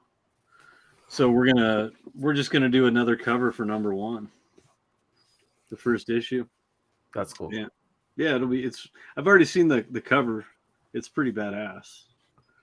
But, was that hard to get permission to do from Scout? Yeah, I was wondering that too. I'm in pretty good with Scout. The thing is, with that book, it was supposedly it was like the creator that pretty much didn't let anybody do variants for the first issue, like maybe 2 retailers. Oh wow. And I guess they were really picky about. He was really picky about who could do anything for that book. Okay. But it was kind of funny because I listed like 3 artists when I sent him a message to see if he would accept any of them, and he was like, "Yeah, any of those guys." I was expecting like, no, none of those guys, because I heard he was pretty strict about it. Man, sounds like Gogol. Dude, he was fine until his book started popping off, and then he got this like, what was it, volume 2 of Dead End Kids or volume 3, where he like wanted like total control, and that's when like we went to do a cover for that last run, and we had a good artist and everything. He's like, "Well, this is what I want you to do," and I was like, "No, like." You wrote the book, dude. Like, we're doing our own shit. And he's like, "No, I need you to have a theme for all 4 issues." And I was like, "No, okay, we're out." Like, yeah, you know, we like working with you, dude. And you pump books like crazy. But man, yeah, it's hard to have somebody tell you how to run your own business sometimes. Right. Yeah. That's kind of how he was like on a podcast backstage. Ahsoka. If anyone was curious. That's Ahsoka. Yeah, oh, nice. She wants to be a superstar. All right. So before we leave tonight, you guys, I want to remind people about something we talked about early in the show. That as soon as we get more information on, we'll let you know. We'll give you a link, but make sure to as soon as it comes out, to check out Kyle and Sam's new podcast, Thresholds of Reality. What are you guys going to be talking about in your first couple episodes? Hometown homicides that are unsolved. So, just a little preview. There was a girl I went to high school with, and then she, in 2003, she and her boyfriend were murdered in the desert in their sleeping bags, and no leads after almost 20 years. No leads have ever been discovered, and so we're going to try and track down something. That's cool. Kind of almost going a little bit of true crime, little bit of mystery podcast, a little bit of fringe topics. But that's just the start, right? We start here on Earth, and then we're going to the event horizon, man. We're gonna get all the way. Hell yeah. Yeah, so we're gonna have some fun, and Brian will definitely be on the time travel episode.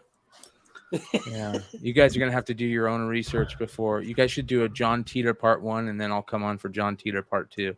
All right. Yeah. And that's the thing we're gonna do. It's gonna be fun. We're gonna have a lot of facts, but then we're gonna, we want to have fun with it too. So it's gonna be,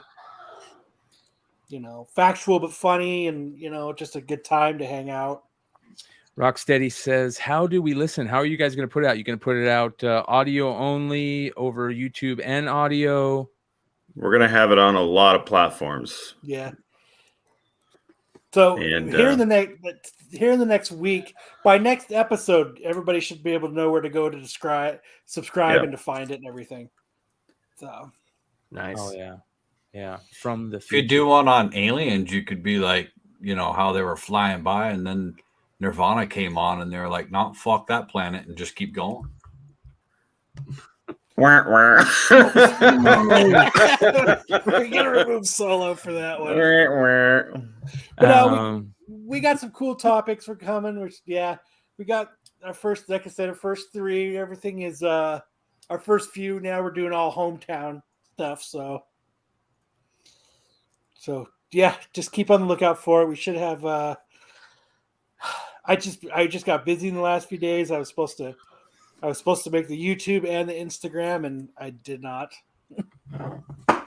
So, but how dope is that logo, right? Shout out to Tomb for making our vision fucking come to light. Nice. Yeah. Tomb Toys. Oh, watch out, Eric has heard you might have some competition now. Well, I'm just joking. I do, since you did mention Tomb and Eric and those guys, over the next couple weeks to months, I want to try and get a hold of some of those guys, have those guys maybe do a little work for us, give them a little money to maybe do some editing / art creation for us. So hopefully you guys will be seeing maybe some clips of shows and stuff like that.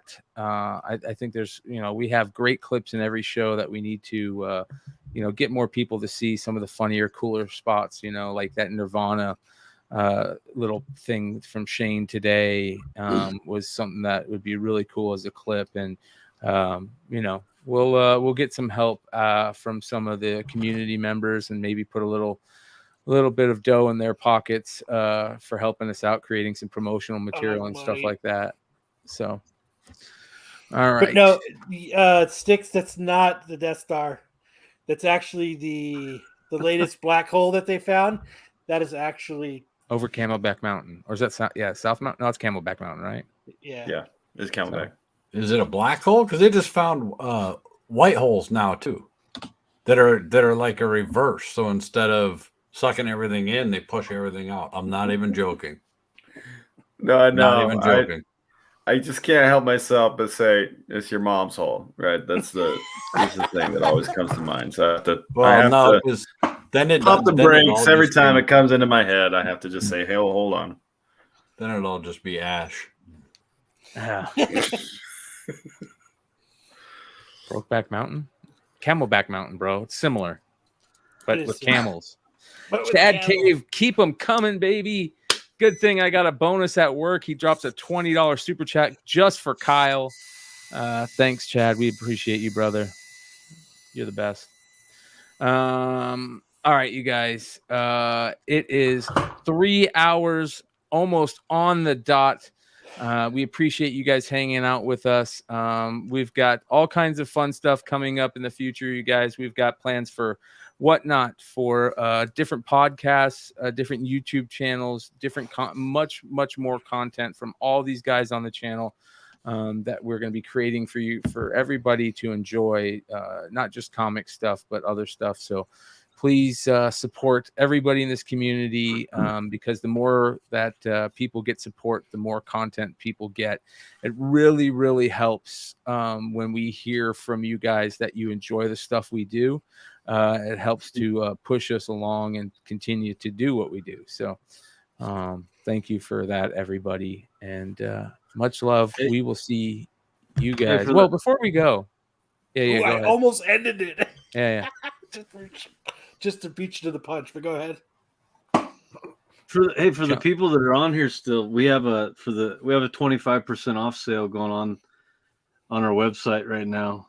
We talked about Radiant Red earlier today when we started the show. So does that include the Radiant Red stuff?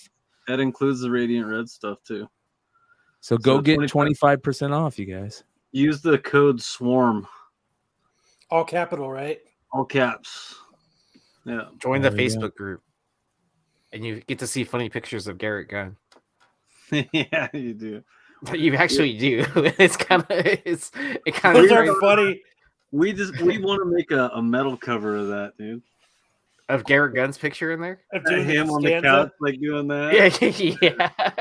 I would buy that. Yeah. Dude, to get a 9.9 or a 10 of that, ooh.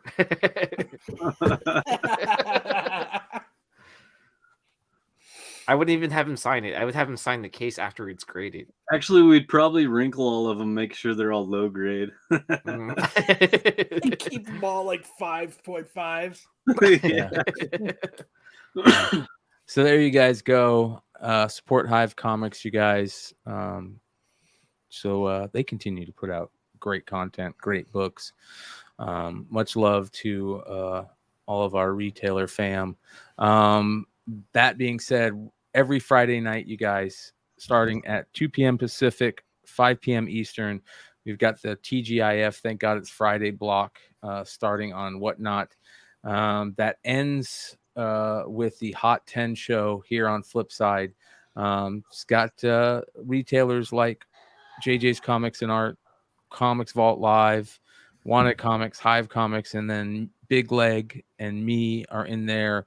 It's a lot of fun, and you guys can get a lot of great books for really great prices. So continue to hang out with us on Whatnot.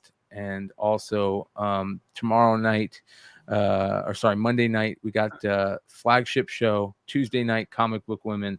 Wednesday night, our Flipside card show, which we have pulled absolute amazing stuff every week. There's been some crazy pull out of some pack. Dude, I just remembered also when we were going over all the lists, you pulled the Genesis John Morant. Yeah, I forgot about that. Yeah. We won pulled for that. a Genesis John Morant, a Mike Trout 2013 Heritage Blue Parallel, a one of one Theo Meladon rookie. Flux rookie, Yep. a John Morant Prism rookie, a Clay Thompson patch out of Prism. What else? LaMelo Ball Redemption from a blaster that Richie pulled. Could be a 1-of-1, and at the very least a 1-of-10. Yeah, and then what was the last thing? A Mike Tyson auto from Nate. Last show, Nate pulled Mike Tyson auto, which was absolutely amazing. One of the coolest moments at any show I've ever done. So you guys, we've got hot hands on that show. So not only watch that show, make sure when we start selling cards on Whatnot, you guys participate, especially if it's me or Yee, because we've got our hands are flaming hot right now, dude. They're like on fire, bro. Yeah, I think my last card show I did a break on, I pulled a 1-of-1 Jesus Sanchez rookie card from Topps Japan. There you go. So super factor.